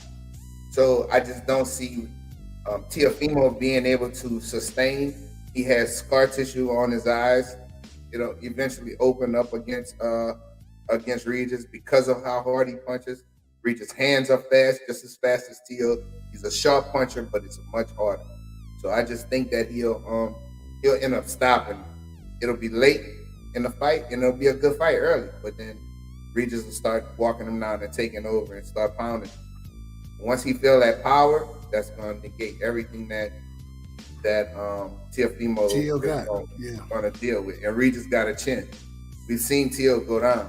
We never seen Regis, and he took some hard shots. So I just don't see that fight lasting. And I think Teo's maybe a little. They talk about it the same height. No, they're not. I've watched them stand next to each other, and Regis is slightly taller than him. Just extremely hard puncher. And real quick, Coach and the Queen, man, real quick. I don't know how much more time y'all got. Anytime y'all ready to jump off, let me know. I'm gonna drop the link in the chat if anybody want to jump on, ask y'all some questions. Are y'all cool with that? Yeah, that's fine. And hey, nobody might not. They might not jump on, so it might just be me questioning y'all up, or y'all friends of mine. We rocking with our homeboy. Sure. Know that. Man, okay, now we gotta. My cousin is on Regis's boxing team, so I'm a hometown girl, so I'm always gonna support home. So I couldn't know nothing about Regis, and I would still go for Regis. You still now? Hold on, now I gotta and now, Coach, I'm coming at you, Coach. I'm coming at you on this question. Right. Who beats Regis at 140? Right now, nobody. Come on now, Coach. Nobody. Nobody right now can beat him. Nobody. Nobody right now at 140. The toughest fight I see is the toughest fight I see him having. Right now, I think he'll beat Josh Taylor ass up. Right now. Jack Catterall is a good fight. I think he'll wash Ramirez. I think he'll stop Ramirez. And right now, Gary Antoine's not seasoned enough. We'll get into that later, me and D3. So I'm not gonna go too far into it. Don't give your bars up. Don't give your bars up now. Real quick, Coach. We got my brother, and Coach, I'm pretty sure you know him. We got my brother D-Ray Promotions in the building. D-Ray and Coach, real quick. Omaha, Nebraska. You know what I mean? Okay. One of the biggest Bud fans that I know, and I love them because of it. I love them because of it too. I'm a Bud fan. I like both D-Ray Promotions, man. Salute to your brother. Appreciate you jumping on the panel tonight. I dropped the link, man, just so y'all can come in. And D-Ray, if you got any questions for Coach and the Queen, man, go ahead and get them off. But let them know who you are. And, man, much love to you, D-Ray. Much love. You know, we chop it up, so. Oh, absolutely. I just want to commend them, and I think it's a beautiful thing that they have a passion that they're able to share together, and share it with the world. So I appreciate that. My question though is, do you guys have favorite fighters that are rivalries that one day they might fight? Because so far it seems like y'all been, favoring the same guys. So I'm just wondering, like, is there a fight that could maybe have y'all like, we kind of gotta, watch the rivalry and can't, probably enjoy the win too much, But anyway, go ahead. I don't think so. I'm a Charlo fan. I like watching Jamel, and I'm a Regis fan. I'm a Devin Haney fan. Yes, man. We gotta be Devin Haney fans. We gotta hold on. We gotta rock with Devin Haney. We gotta do that now. Yeah. And I'm a Spence fan. So okay. I like Bud. Yeah, I like Bud too. Like I don't really have it. None of the people that I like in boxing, I think will ever really meet. Like I would like to see a Charlo Spence, but I don't think I'll ever see that. Shit ain't happening. I want to see Errol Spence and Terrence Crawford. Coach, listen, Coach. Coach, that's what I want to see. Hold on, Coach. I gotta do this. Coach. Me and you. I think me and you on the same page with this, Coach. Yeah. Fuck Errol Spence. Fuck Bud Crawford. Fuck Steven Espinosa. Al Heyman. Right. Anybody who got anything to do with the fight. I don't believe the fight is happening. Fuck them all. I ain't got no respect for Floyd Mayweather. Fuck Floyd. Anybody you want to name who got anything to do with that fight happening. There's another one. That motherfucking fight don't happen, bro. Fuck them, bro. Fuck them two. I want to see them two fight. And I know people gonna say, well, you like Errol Spence more. No, that's not true. I like both of those fighters. I don't won money off of Bud Crawford. I don't win money off of Errol Spence. So when Bud Crawford fought Gamboa, I won money off that fight. But do I like Errol Spence a little more? I like his attitude outside the ring than I like Bud's attitude. As far as skill wise, I don't care who. I really and truly stop the capping. Stop capping, Coach. Bro, you capping right now. You don't understand me, bro. You don't Does the fight happen? Coach, does that fight happen? I don't know if it's gonna happen or not, but the question was, the brother asked me was, what two favorite fighters do I want to see fight? And that's two of them that I want to see fight, and I don't care who wins. See, I just want to know who the best out of these two bad motherfuckers, right? That's how a true boxing fan is. If they get up in there and them motherfuckers going at it and give us a fight of the year, motherfucker, I'm gonna be happy. Win, lose, or draw. Whoever win, fine. Whoever lose, fine. We might get a sequel. You know what I'm saying? I don't care that much because I don't know neither one of these niggas. Okay, but my husband, y'all argue on that side all the time. And give me some other ones because I already know Errol Spence and Bud. We already know how that's looking. Devin Haney and Tank. Okay. Oh yeah, Hold on, Coach. How you gonna take my show over you? How you gonna take my show? How you gonna take my show? The brother asked me a question, bro. I'm just answering. Devin Haney and Tank. That's two bad motherfuckers, and I want to see who the best are. These two bad motherfuckers. That shit ain't happening either. I like Tank, but I don't like the way he move outside the ring. They not letting Tank fight there, bro. They not gonna put. They're not gonna put Tank in that. They not gonna do that for him, bro. Like. And I hope the fight happens. I hope it happens. I got Devin over everybody at 135, but I do like Tank. I just hate the way they move. And that's hold on. So we still, man. I almost let y'all get me off of my square. We still rocking. We still ringside with Rightside right now. We still there. Right. And so now, when we talk about David Benavidez, right? Who does David Benavidez? Huh? Say it again. Yes, sir. Yes, sir. What about it? Who does David Benavidez fight next, in your opinion? And what's the fight you want to see him in? Oh, fuck. I want to see that motherfucker in there with Canelo and beat so he can beat the shit out of that motherfucker.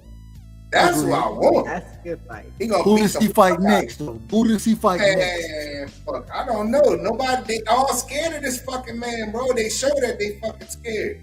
They don't want no smoke with that dude. Bro, that dude a fucking bad motherfucker, man. That's my guy at 130, at 168.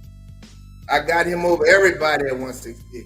Period. Coach, you got to say it the right way, man. Come on. I got it. David Benavidez over everybody at 168. That's it. There you go. Everybody. That's it. That's my fucking man, right? I got him over because Move want all the smoke. Fighters that show me they want all the smoke and got talent, bro, I rock with them. Period. Outside of Canelo Alvarez. At 168. Outside of Canelo, you know what I'm saying? At 168, who do you want to see David Benavidez fight outside of Canelo Alvarez? I want to see him beat the sleeves off of Caleb Plant. Caleb Plant, Caleb Plant. After he had to fight with Canelo, the nigga said, "I'm taking a year off." So that's what he said. I'm just saying what he said. We know Charlo's not gonna fight him, so that's. I would love to see Benavidez and Charlo. Maul Charlo, and respectfully, a bitch ass nigga, man. A bitch ass nigga. Absolutely. I'm sorry. He ain't really looking for that smoke. You know you know what he looking for that smoke, bro? You know what he looking for that smoke? When he on that oil. When he you heard what I just said, right? Son? Oh yeah. When he get a sip of courage. That's what I call that, a sip of courage. Take him a little drink and he gets some courage. And I got my drink over here. The nigga don't want no smoke when it comes down to it, bro. And just think about it, bro. Sulecki, Montiel. Y'all tell me the last good fighter that Mel, or not Mel, Maul, that Maul fought. I can't tell you who he was. You feel me? And it's crazy. What do you say? Oh, I want to get Triple G. Nigga, you know Triple G out there and said he ain't find your motherfucker there. He said that. He said he not find you, bro. Yeah, bitch too. Yeah, bitch ass dude too. Triple G. Yep. Triple G want the bag, bro. He old and he want the bag. Man, before the fucking bag, before that shit, he act like a bitch. And you want to unify with fucking. You want to unify with fucking Murata. You got them other two motherfuckers been calling your name forever, and you fucking, and the shit ain't fair. Just like I said on my show, it ain't fucking fair that this bitch get an opportunity to become undisputed champion of the world at 168 pounds and never fought at that fucking division, and you jumped the line. Shit ain't fair. Shit is not fair. And so now I got y'all on the panel. And so, D-Ray, you got any more questions for the king and queen, man? Any more questions for him? Go ahead, bro. Yes, sir. I want to know Devin Haney and Shakur at 135, who they got? Coach. Man, you know what? I got Devin Haney beating the shit out of Shakur. No, that ain't. No. You tripping. This is what I always do. This is what I always said. At 135, I got Devin Haney over everybody. And I always say this. When Shakur gets to 135, that's a chess match. That's all I can say. I would like to see it. That's one of those fights where you just got to throw your hands up both and say, of them. And I love whoever both wins, of these fighters. I'm still winning because they are both great fighters. Right. And you know, that's like I love both of those guys. I got Shakur over everybody at 130. I got Devin over everybody at 135. Now, if they meet up at 135, may the best man win, and I'm gonna sit back and get my popcorn and enjoy the fight, because that's gonna be a chess match. It's gonna be a chess match, and both of those guys are exceptionally skilled. They have really high boxing IQs, and it's gonna be a tough fight for both of them. Hey, Coach, do you think that'll be a boring fight for the casual fan? No. Casual fan, maybe. For now for us, for individuals who are watching this sport who understand what's going on in the ring. You know what I mean? It's a chess match. You know what I mean? And I've been able to sit there and watch individuals play chess, and I'm excited in the motherfucker because I'm like, okay, what you finna do now? You know what I mean? Whereas with boxing fans, the casual fan, they don't always understand what's going on in the sport as far as boxing goes. Yeah, They'll I think tell it me. can potentially be that way. Go ahead. Queen. I'm Say it saying again. I think it can potentially be a boring fight because they'll both take their time in those first 2 rounds to study and you know there'll be some movement, some jabs here and there, but I think it'll take time to develop into the type of fight that casual boxing fans look for. But it's gonna be a good fight. That's a chess match. If you know what you're looking at, that's a chess match because they both are great at distance control. I think Shakur is a little better at distance control than Devin. Devin is the longer fighter though. Yeah. So when we talk about distance control, it usually goes to the longer fighter. Would you agree with that, Coach? As far as what I'm saying, it all depends on the feet. It's not really that. It really depends on the feet. And Shakur's movements are a little more subtle than Devin. your facts. Or they both boxing IQs are through the roof. Devin, he gets like Shakur's distance control is different. Like he makes subtle moves and he turns. Whereas Devin, he uses his feet in and out. He'll get out, he'll go under, he'll slip under, stuff like that. Where you see Shakur mostly controls the short step. Whereas Devin's is a little more pronounced than his. It's just, you just gotta know what you're looking at. You know what I'm saying? With the jab, I mean, it's like, I don't know if y'all ever watched, my kids used to watch this shit, Goku and Vegeta. That's how I look at that. It's definitely a Dragon Ball Z I'm move. a Dragon Ball Z. And it's crazy. I didn't watch Dragon Ball Z. You know they're coming out with the AMC's coming out with another movie with Dragon Ball Z, right? I have so it's crazy because I didn't know about Dragon Ball Z. Then I went to I got an older brother, an older sister, right? And so I got the opportunity to spend the summer with them when I was probably 13, 14, somewhere in there. That's when I learned about Dragon Ball Z. After that, I still know shit. I don't know shit about Dragon Ball Z like that. And so when you say, go ahead. I said that's why I see that fight. That's a chess match. That's a fight. Two Super Saiyans against each other. What you telling me? Yep. Right. As far as skill level, they both high boxing IQs. They both are effective. They both have good jabs. Coach. No, you can't do that tonight. Why? Who you taking in the fight? Who you taking? I'm not taking. I love both of them. No, you gotta take somebody. You gotta take somebody, Coach. No, because I love both of these fighters. Like I ain't talking about who you love. I ain't talking about who you love. I'm talking about the sport of boxing. I'm talking about the sport of boxing. Who do you have winning the fight? I can tell you who I got winning the fight. Coach, who I got winning the fight? It's a 50-50 fight, bro. It's a 50-50 fight. It's a 50-50 fight. I agree. It's a 50-50 fight. But That this is means the problem. even one of them motherfuckers can win. Hold on. But this is the problem now, Coach. And what I'm about to tell you, I want you to react to. And Queen, you just said it. I got Dev winning the fight. Dev is the bigger fighter. Usually, when we talk about skill sets, right? The bigger, longer fighter normally wins the fight. Am I wrong or right about that? That's not always the case. Coach.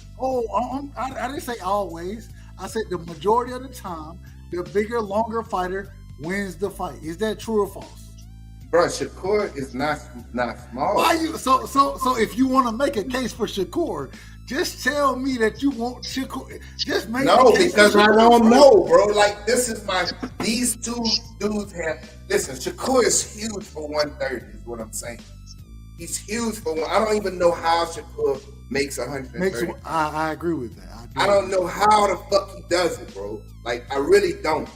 Shakur is a big fucking 130. Like, bro, I just don't know. I don't know how to put this. Their skill levels are similar, but different. And then you're dealing with a lefty. Devin's dealing with a lefty also when you're dealing with this fight. Man, it's just a fucking great matchup with two highly skilled individuals.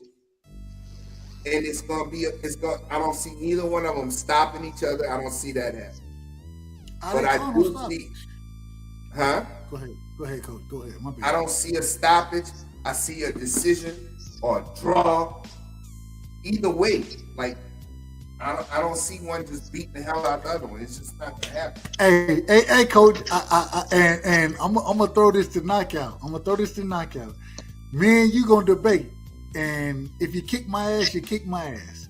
Me and you, we gonna debate Shakur versus Dev. I'm taking Dev. You taking Shakur. Man, you can't do that, man. I can't do that shit. That's what I see. That's what's happening. When we talking about it right now, that's what's happening. No, that's not what's happening. Say, but did y'all see me pick against Devin? Bro, did you see me pick against Devin? No. I never picked against Devin, bro. I said I love both of these fucking guys, and I love and that's both the of same them thing. too. If you took Shakur and I took Devin, I can't debate that, bro. I don't wanna go against either one of those guys. Because these are two of my favorite fighters. So these guys, these are two guys who want all the smoke with everybody. They highly skilled. They both fucking great fighters, bro. So I can't, because I ain't gonna never act like I'm going against Devin King. It ain't gonna happen, bro. Like I can't. So he didn't already say. He didn't already answered your question, baby. He said just now, I could never go against Devin Hank. And I can't go against Shakur. That's not what you said, Let him know. Hey, just wait a minute. That's bullshit. Because you heard me say, if you debate for Shakur and I debate for Devin, I still can't do it. I can't do it either way. I'm not going to do it. I can't. See how you have to change that?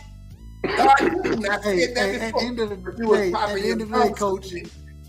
No. Real quick, at the end of the day, coach, you know, one reason I rock with you so strong is because I think me and you, we look at things very similar. You know what I mean? And with the queen there, I definitely can't. Man, God, I can't say nothing about neither one of y'all, man. Y'all let me know. Do y'all still have time? We can keep rocking. Are y'all ready to get it? Let me know what y'all got. I'm good for 30 minutes. 30 minutes, I'm out. Y'all can talk boxing until y'all get tired. 30 minutes. So 30 minutes for me is 12:05. I know that's probably 11:05 for y'all. It's 12:05 for me. Now, if you gonna give me 30 minutes, I'm gonna take them 30 minutes. I'm gonna give you 30 minutes. Hey, D-Ray, go ahead. I'm gonna let you go ahead and say what you gotta say, and then I'm gonna rock again. Go ahead, D-Ray. Absolutely. Hey, I wanted to, I might have heard it earlier. Missed it earlier or whatever, but the thoughts on AB. Should he keep fighting or should he retire? Nah, AB needs to just pack his bags and not do it no more. He needs to just go on and focus on his mental health and getting his physical health back in order, because just so he can continue living a life. He need to just go on and leave boxing alone, because he don't really have the focus. He just don't have the discipline that's required in order for him to box at a level that is worth boxing. I think it'd be fucked up in the head. Fucked up. That makes sense to me. He won't be disciplined. I mean, how you get that fucking out of shape, bro? Like I said earlier, you know, you went from the can man to a old elf. Bro, you can't keep doing that shit. Anybody can do it. Fat Elvis. You look like Fat Elvis, man. Come on. Did y'all just say Fat Albert? Did y'all say Fat Albert? That Elvis. Fat Elvis. Oh, Remember okay. Elvis My used to bad, my come out bad. with that fucking long ass. I wanted to make sure. I wanted to make sure. Yeah, man. Can't do this shit, man. You're not disciplined, bro. You don't want to get out of the streets. You don't want to stop drinking. Bro, you can't be a boxer and expect to get back to the top. You have no self-discipline. They gave you an extra 6 months. They gave you an extra time. And the reason Al Heyman and them did that shit, you can tell, because they knew he wasn't getting himself in shape. And then he gonna get mad. Oh, I'm gonna have a 6-month training camp. Bitch, you need a 6-month training camp. You should have took the time to get your ass in top physical condition, mentally, physically, whatever it takes. Now you done blew the fucking bag. Nobody's gonna waste no money on you, bro. Nobody's they lose money. They lost money on Adrian Broner just now. And you done pissed the fans off who bought fucking hotels, tickets to this shit, all of this stuff. You done cost people money because you're not a disciplined fighter. So, you know. Hey man, hey coach, we finna move the goalposts on you. I'm moving the goalposts right now. I'm moving the goalposts. And D-Ray, he not gonna like me moving this goalpost, but I'm moving it. I'm moving the goalpost. Bud versus Spence. Does that fight happen this year, coach? I don't know, bro. It don't Man, look like hell, the shit ain't happening. I'm gonna let you go, coach. My bad. I'm gonna let you go. My Now, bad. with a November 12th, November 19th guest date, and every time you listen to something, every time you listen to any type of conversation with Bud and things like that, it's always something. This fight does not happen in 2022. And it's a grave disappointment that it doesn't happen in 2022. This is what I say about it. Fuck him. Like I said, Hey, hold on, coach. Go ahead, coach. Go ahead. My bad. Go ahead. Just like I said on every other fucking channel, if these two motherfuckers don't fight each other, I don't care who fault it is. I don't care if it's Bud fault. I don't care if it's Arrow fault. I don't give a fuck who fault it is. I'm not Fuck paying them all. I'm not paying Fuck for Al that. Heyman. Hey, well, why ain't the fight happening? No, hold on, D-Ray. Hold on. Yeah, okay. Wait, man. Well, you can't give me all this, and I think I'm gonna get in there. Go ahead. No. I'm gonna let you get in there. How you gonna blame If the Al fight don't Heyman? happen, if the fight don't happen, fuck Bud, fuck Errol Spence, fuck Bomac, fuck Derek James, fuck Stephen Espinosa, fuck Al Heyman, fuck anybody who had anything to do with this fight. Fuck them. I don't give a fuck about them, and I'm pissed off because I've been trying. And D-Ray, my brother D-Ray, he will go ahead and tell you, I've been trying my best to make sure that I'm at that fight. I got dates blocked out and shit for my motherfucking. I got dates blocked out as far as work goes. I got my shit we blocked all go too. That's right around my husband's birthday, between the 12th and the 19th. Shit, I'm all about that life. Man, fuck these motherfuckers, man. If the fight don't happen, man, fuck them all, and I won't support neither individual. I'm just gonna be honest. I ain't buying the pay-per-view. Nigga, I bought the motherfucking Mickey Bay pay-per-view, nigga. The shit that niggas went out, and I can send you. At least I think they're gonna refund my money. I think they will refund my money. I do think that'll happen. But goddamn, I bought Mickey Bay shit. The reason I bought it because I fuck with him and Tevin Farmer. I fuck with him. I love him. Even though it was gonna be a pillow fight and nobody wasn't gonna get knocked out, these motherfuckers. We'll see who won. You feel me? Man, this shit didn't happen, and I bought the shit. And they're gonna refund my money, but at the same time, bro, like, man, make the motherfucking fight, bro. Make this motherfucking fight happen, man. It's the biggest fight, and individuals like myself, I ain't gonna lie, bro. Fuck that fight, bro. I'm not spending no more. Fuck that fight, bro. Fuck it. Fuck it. We spent, when I listen to you guys, because I don't really get on the show that often. But when I listen to you guys go back and forth, ETB, knockout, OTB, like, I listen to you guys and it's the same argument. In the end, I'm an Arrows fan. Errol is doing everything he is supposed to do by sitting and waiting on this fight to happen. This is the only reason he is still sitting in the current weight class he is in. Once go ahead, Queen. No, I'm just saying that's the only reason he's there. You don't make this fight, and y'all run the risk of losing a lot of fans because this is the fight that everybody wants to see. Do y'all see this? Look at this. And my brother, you know what I'm saying, rolling with the punches, rolling be wilding sometimes, but my brother rolling, he's still the family. If it don't happen by next March, man, fuck March, bro. If that shit don't happen by month, I plead the fifth. I'm not doing that. I'm not doing it, bro. You know what I'm saying? Go ahead, Coach. Say it again. I say that's frustration, bro. That's frustration from the fans. That's the fans where I'm are at, frustrated. bro. That's all it is. You know what I'm saying? And people tired of fucking getting fights that we don't want to see. That's the main thing.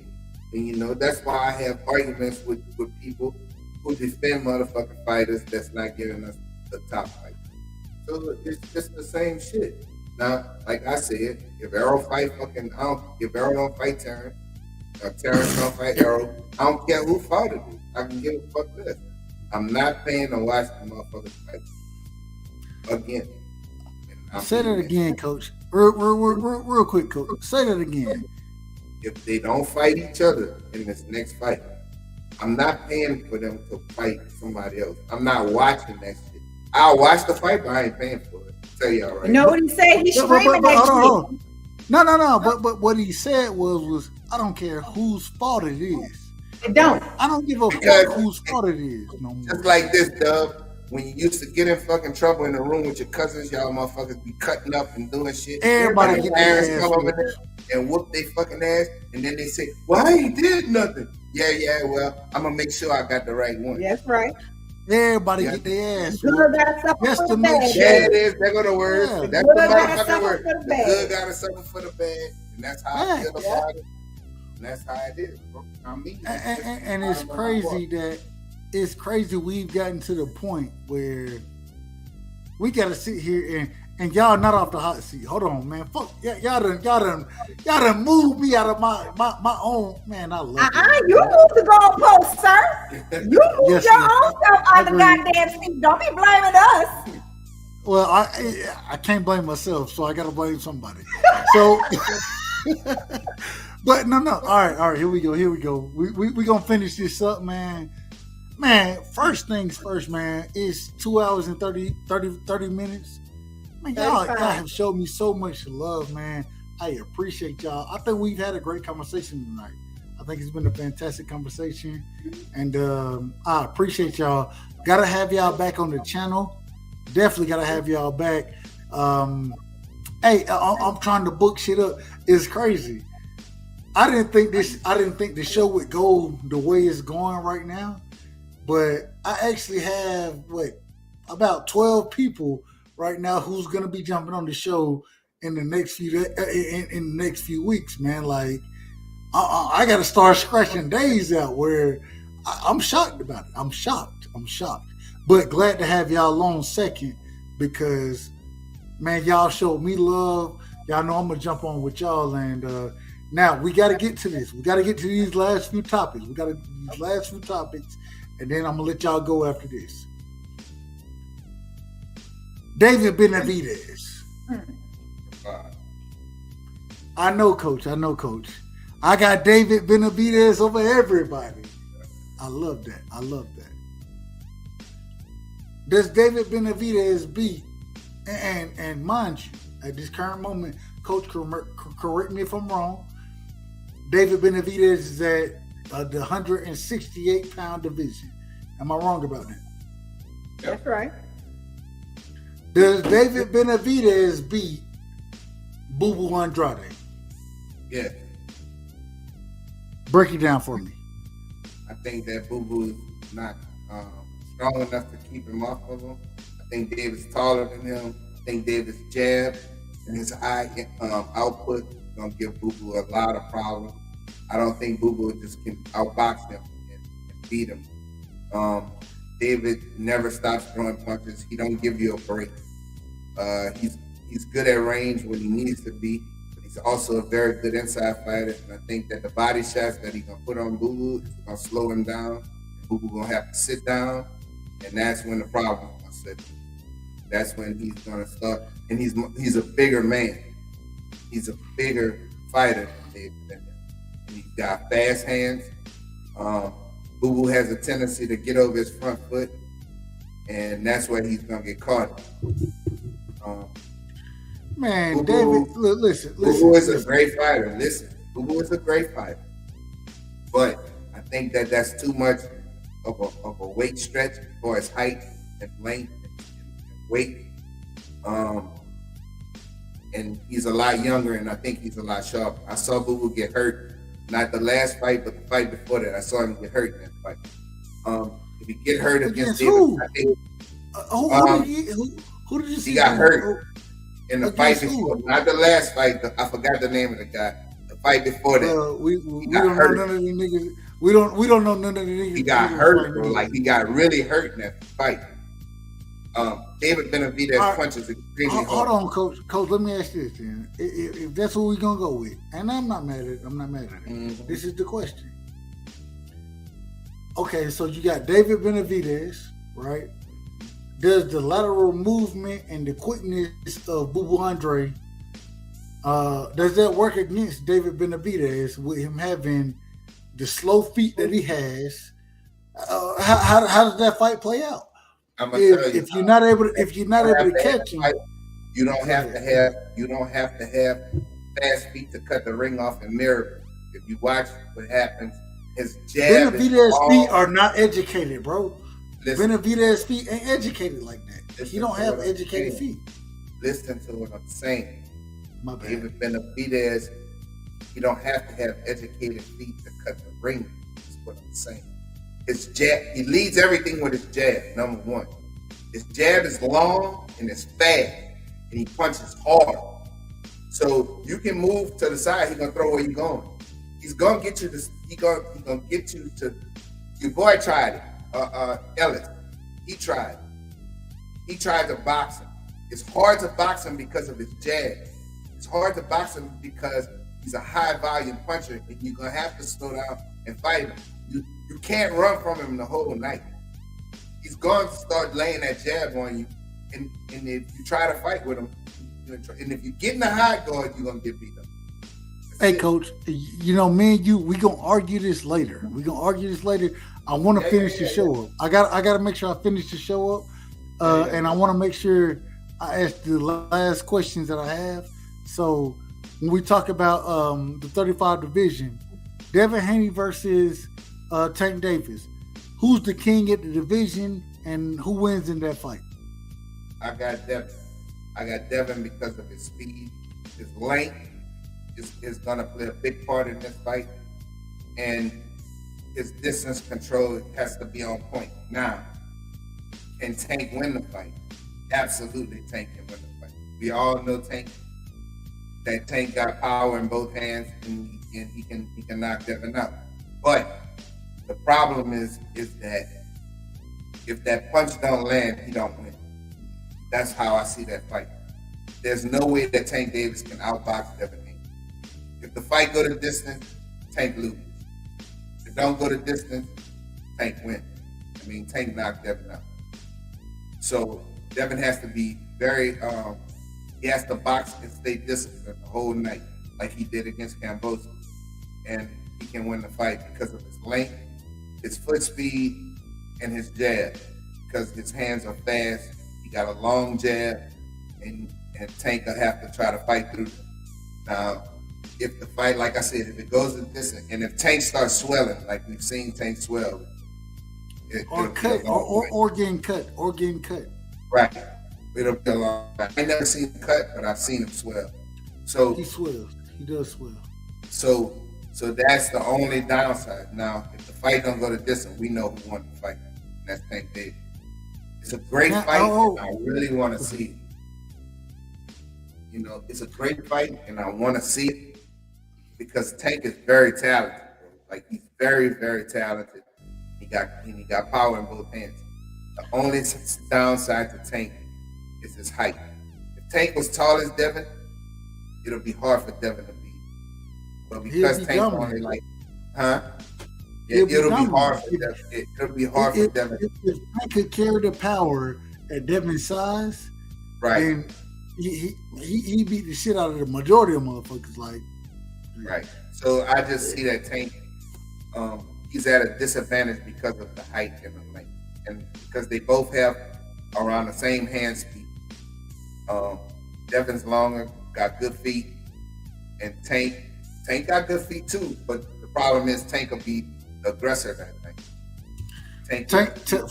For Tank to win that fight, and I don't even want to go into my opinion. If I go into my opinion, the panel will go longer than it needs to, and I'm pretty sure I need to let y'all go. Queen, let me know. And I seen her looking at the watch, so I'm like, I know she knows when I need to let y'all go. So let me know anytime y'all ready to go, man. Like, I gotta say, man, I appreciate everything y'all have done tonight. The love y'all showed me, and man, y'all came to some real shit tonight, bro. Like, y'all came with real shit, and I love that. Hey, Coach, I'm gonna tell you, Coach. I want the invite as well. I want the motherfucking invite. Key got the invite. Knockout got the invite. Money got the invite. Goddamn it, I'm coming to motherfucking Nolans too. Nolans, y'all heard? Don't say that. First of all, people from New Orleans don't say that. We don't say no damn Nolans. We say we from New Orleans. Nah, you are more than welcome to join us. Just let us know. No, the thing is what we're gonna do is, like, everybody that we rock with, we're gonna set a date, and we're gonna we can all get a nice Airbnb because we chip in and we do it the right way. We do it the right way. And absolutely, we just gonna all hang out, bro. Like, I mean, that's what we should do. I can't hang with y'all, man. I can't hang with y'all. Well, y'all gonna have me fucked up. I'm gonna be in there and I'm gonna be like, look, man, y'all gotta stop this nonsense. When you come, you gotta come prepared. Yeah, nigga, get your mind right. You gotta come prepared. No, it ain't about the money. The money ain't gonna be the point. The problem is get your mind right. Get your mind right. Next year is my 50th year. Okay, I turn 50 next year. So all of y'all are gonna get the invite to come to my 50th anyway. Whenever he decides to plan it for whatever it's gonna be, because I don't know what it's gonna be because it's all on him. But I know it's my 50th, and no matter what goes on, that we will be celebrating. Let's see, get your mind right, bro. I mean, I'm not here. We'll have a good time. Hey, I'm gonna do my best. Who he look like? Huh? You know what you look like? You look like Ice Cube, son. Nah, man. See. My shit out. Let me turn my. I'll do that. I'm gonna do my best to be there, but goddamn, bro, I ain't gonna lie to you. Y'all may be a tad bit too old school for me, bro. I ain't gonna lie to you. I'm gonna come down there and I'm gonna be like, "Will y'all catch me?" No, don't do that. Don't do that. I promise you, don't do that. Cause there ain't nothing old school about these two right here. You don't know this cue that I got. Y'all don't know this. Hey, I'm matter of fact, you know what? At this point in time, bro, I gotta come show y'all love. So, and that's why I turned the camera on. Y'all know I never turn my camera on. I'm not that guy, but I turn it on because I got much respect for y'all and I love y'all. So I'm definitely gonna come down and I'm gonna rock with y'all. Did you hear that? Did you hear that? I throw my 31-year-old and my 28-year-old y'all way so y'all can go do the young thing. Oh yeah, please. I need all the help I can get. I need all the help I can get. You You would never make it with my boys. Nah, them niggas will take you to the bag and stand, boy. My boy, let me tell you, my son, my eldest, he will smoke and drink you clean under the table twice over, pick your back up and put your back under the table. Yeah. All right. So if that so I'm gonna tell you like this. It's not gonna happen that way. But if it does, for some reason, if it does happen, I got money on that one. And I don't even bet. I'm not a gambler, but I put money on that one. I promise you. I built that one. Bro, that nigga's on another He level. built different. That nigga is on another level. Hey, so I'll give you the credit. I'll give you this. I don't smoke like that. I'm not a smoker, bro. Like, I don't smoke like that. You know what I'm saying? But you send me your best. Send me your best, and I'm gonna drink his ass under the table. And then when I do it, hold on. And then when I do it, I'm gonna come up and I'm gonna show up and be like, I need a little love. I may not be able to make it tonight, but help me get to where I'm going right now. You're gonna have to carry the other motherfuckers. You're gonna have to carry their ass, but I'm gonna be okay. All right. Now I'm about it. I'm about that life now. I got $5 on it. $5, $500. Yeah, I don't bet. So I got $5. I got $5 on it. I got $5. Hey. No. Don't put the 5 on it. Don't put the 5. Guess what we got? We got a drink. We got a drink on it. I mean, shit. You ain't ever got to worry about that. Me and tequila all day, baby. Hey, now when I come, I also, last thing, man, set the goddamn low country broil. Set all that shit up, bro. Set it all up. Let me know. Yeah. That's what we call it. What y'all call it? What y'all call it? We got to, don't worry. We're going to turn it. We're going to do it right. Don't worry about it. You're going to get a little bit of everything here. Yeah. I promise you. Man, I'm mad at y'all already, man. So I got to come down. I'm in a battle when I come down there, but it's okay. I ain't mad. You ain't nothing but I love y'all. 6.5, 7-hour drive away. Shit. Nigga, I'm catching a plane. I'm not driving that. No, I'm not driving, nigga. I don't mean you actually driving. I just mean you ain't that far away. Hey, when it goes down, you know what I'm saying, let me know. Let me know ahead of time though. Only reason I say I gotta make sure. You'll have like a month's notice, I promise. Yeah. And only reason I say I gotta make sure my son, you know what I'm saying, I gotta make sure he taken care of. And how old you, baby? He's 7. Oh yeah, you can bring him too. We get him straight too. We got 10 years. I can bring him when school ain't in session. I can't bring that nigga when school is. See, man, hold up, man. Real quick, man. Salute to the queen. You know what I'm saying, man. Salute to you, coach. Much love to y'all, man. I appreciate y'all rocking with me tonight. This is my 2nd episode. And y'all showed up and showed out for the 2nd episode, bro. Like, I gotta have y'all back on the show. Like I told my brother L Dub, it's not about being first or nah. It's about everything you bring in and the content that you are allowing me to create, as well as me trying to promote y'all channels. And so, man, I got so much love for y'all. Y'all know that. I show up when I shouldn't show up. I be out of place. I'm like, God damn, they talking about relationship shit. I'm like, God damn, I'm single. I'ma still show up. Everybody got That's right. to We contribute welcome to the conversation. Well, we appreciate you loving and trusting us to come on your 2nd episode. I appreciate you inviting me. And we're gonna always show up and support. Even if I don't really talk too much in the chat, I'm gonna always come and like your video. I'm gonna watch your video.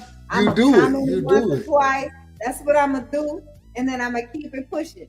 So, and I'm gonna always invite you. You know, you always got a standing invitation on our show on Friday night. Man, now I'm showing up on y'all channel on Friday nights. I have that as a standing marker in my mind. So I'm gonna give you an example. Knockout Boxing 86 TV. On Wednesdays, I'm gonna be there. On Thursdays, I'm gonna be there. On Fridays, I'm over with y'all. I'm rocking with y'all on Fridays. Dude. That's how I look at it. Oh, when Keon, when he go live, I'm rocking with him.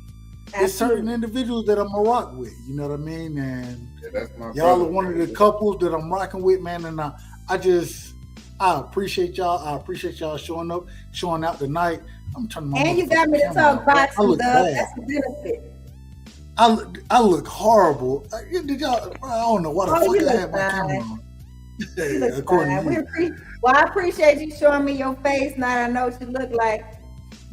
Little baby. Hey, when I show up over there, man, when I show up and show out, y'all just show me love. And if I get myself in trouble, I expect y'all to help me out and get myself out of trouble.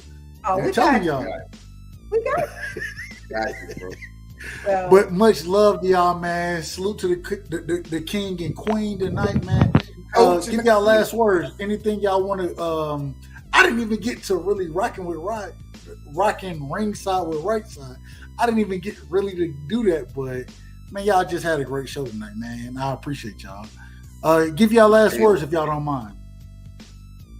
Well, I just want to say thank you. Hold on, y'all looked at each other. I said, give y'all last words. Both of y'all was like, who gonna say what? Well, I appreciate the invitation. We always are out here to support the same support that we ask for. We will give 100-fold. So, we appreciate all the love that you've shown us on our show. So we're gonna always come and show you love on your show. You got me to talk boxing, which is rare. So, yes, ma'am. But yeah, I appreciate it. Come and join. Whoever watches your video at the end of this, just come and support. That's all we ask for. Last question. Go ahead, Coach. I just wanted to say appreciate you having me on, bro. You got a good concept and keep it going, bro. That's it's gonna right. grow, you know what I'm saying? It's just gonna take perseverance and shit. And that's it, bro. It'll grow for sure.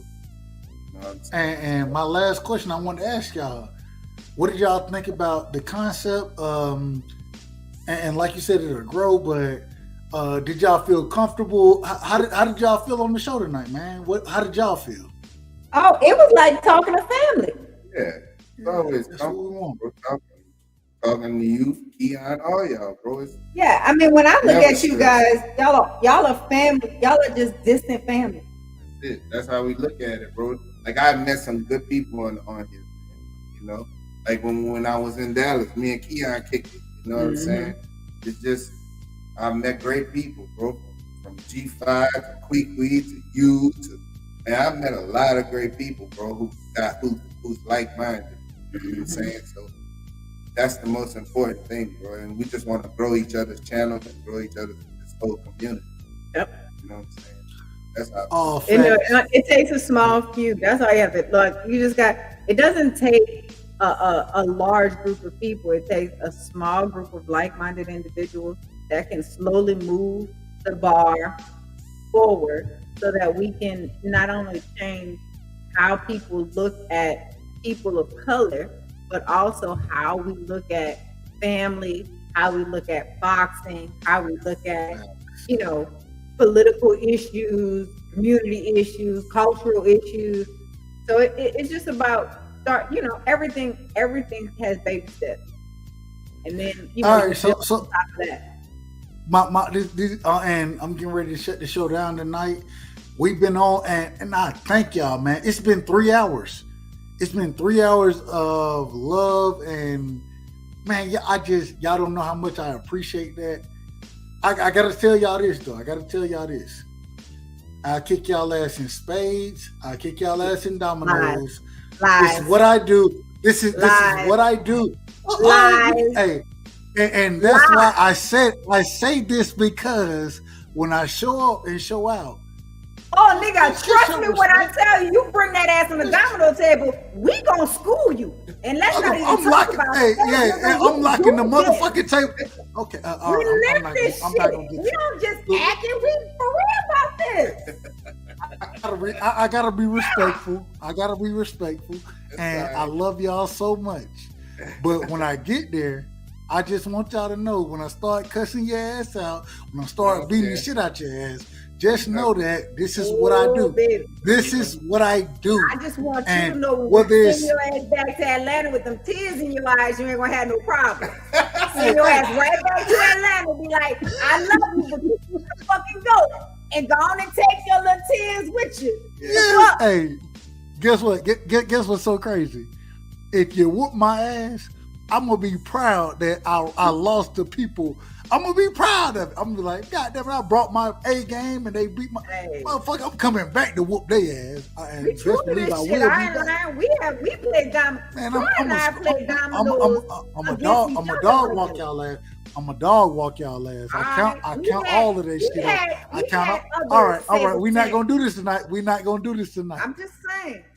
All right, boy, we gotta go shit. I know I got a little work on it. Hey, love y'all, man. I appreciate y'all jumping on, man. This was a fantastic show. Coach, man, much love to you. Queen, much love to you. Give y'all last words. Anything y'all want to plug, anything y'all got going on. I just appreciate y'all jumping on with me, man.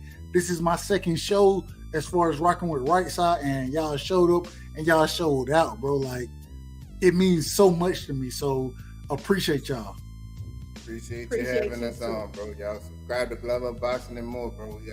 I'll probably go live tomorrow at some point, and then probably at 1:30 Central. Of course, we have the Coach and the Queen on Friday night. Everybody rock out with us. Just so you know, Glover Boxing and more. Well, we want all the smoke, baby. Make them miss. And what we doing? Hold on, what we doing? We making them miss. And we're making them pay. There it is. Hey. All right, get on, brother. Man, much love to y'all. I will definitely be jumping on with y'all tomorrow. Or what's today? No, today is Monday. No, we early. I got knockout boxing on tomorrow. Then I know he has a debate going on Tuesday and Thursday. Friday, I will definitely be jumping on. Is it Thursday? It's Wednesday. I thought it was he had to change it because his anniversary is this Oh week. yeah, that's right. Oh no, he might not have. I know he does have. It's Kwame versus Get the Smoke on Wednesday. I know that. Yeah, but So I don't know if he's gonna have it Thursday. I know Mrs. Naka said that it's their anniversary this week, so one of those shows won't happen. Well, regardless of what show don't happen, man, y'all go support the brother. You know what I'm saying? He'll be on the show tomorrow. Please show up because I'm gonna have him on the hot seat, and at the same time on Friday, I'm gonna be over there with y'all. Much love to y'all. Appreciate everything y'all got going. Coach, tomorrow, hey, when you go live, I'm working, but I'm gonna make sure that I get my shit out the way so I can jump on the panel with you. I'm gonna do that. You know what I'm saying? So, man, much love to you, Queen, and just appreciate y'all jumping on with me tonight, man. Much love to y'all. All right, baby. Have a good one. Good night. Y'all take it easy, and we're gonna do it again. Man, this was another great episode, rocking with Rightside. This was episode 2. You know what I'm saying? We had Coach and the Queen on. They showed up and showed out. They had great knowledge that they imparted on us, and I just appreciate them, man. If y'all not subscribed to them, go subscribe to Glove Up Boxing, man. Go subscribe. If you didn't notice, the Cash App it's in the, what is this? The banner below. It's scrolling below, man. And real quick, man, I want to shout out everybody who came up and showed out tonight. Carl, the Crocodile Hunter Hansen. Salute to you, brother. I appreciate you showing up and showing out. D-Ray Promotions. My brother, he jumped on the panel. I appreciate you, bro. Appreciate you. R. West in the building. And R. West, man, you've been showing up and showing out for me. Much love to you, brother. Much love to you. You know what I'm saying? We got Rolling with the Punches. Rolling, man. I got to get with you, Rolling. I got to get with you.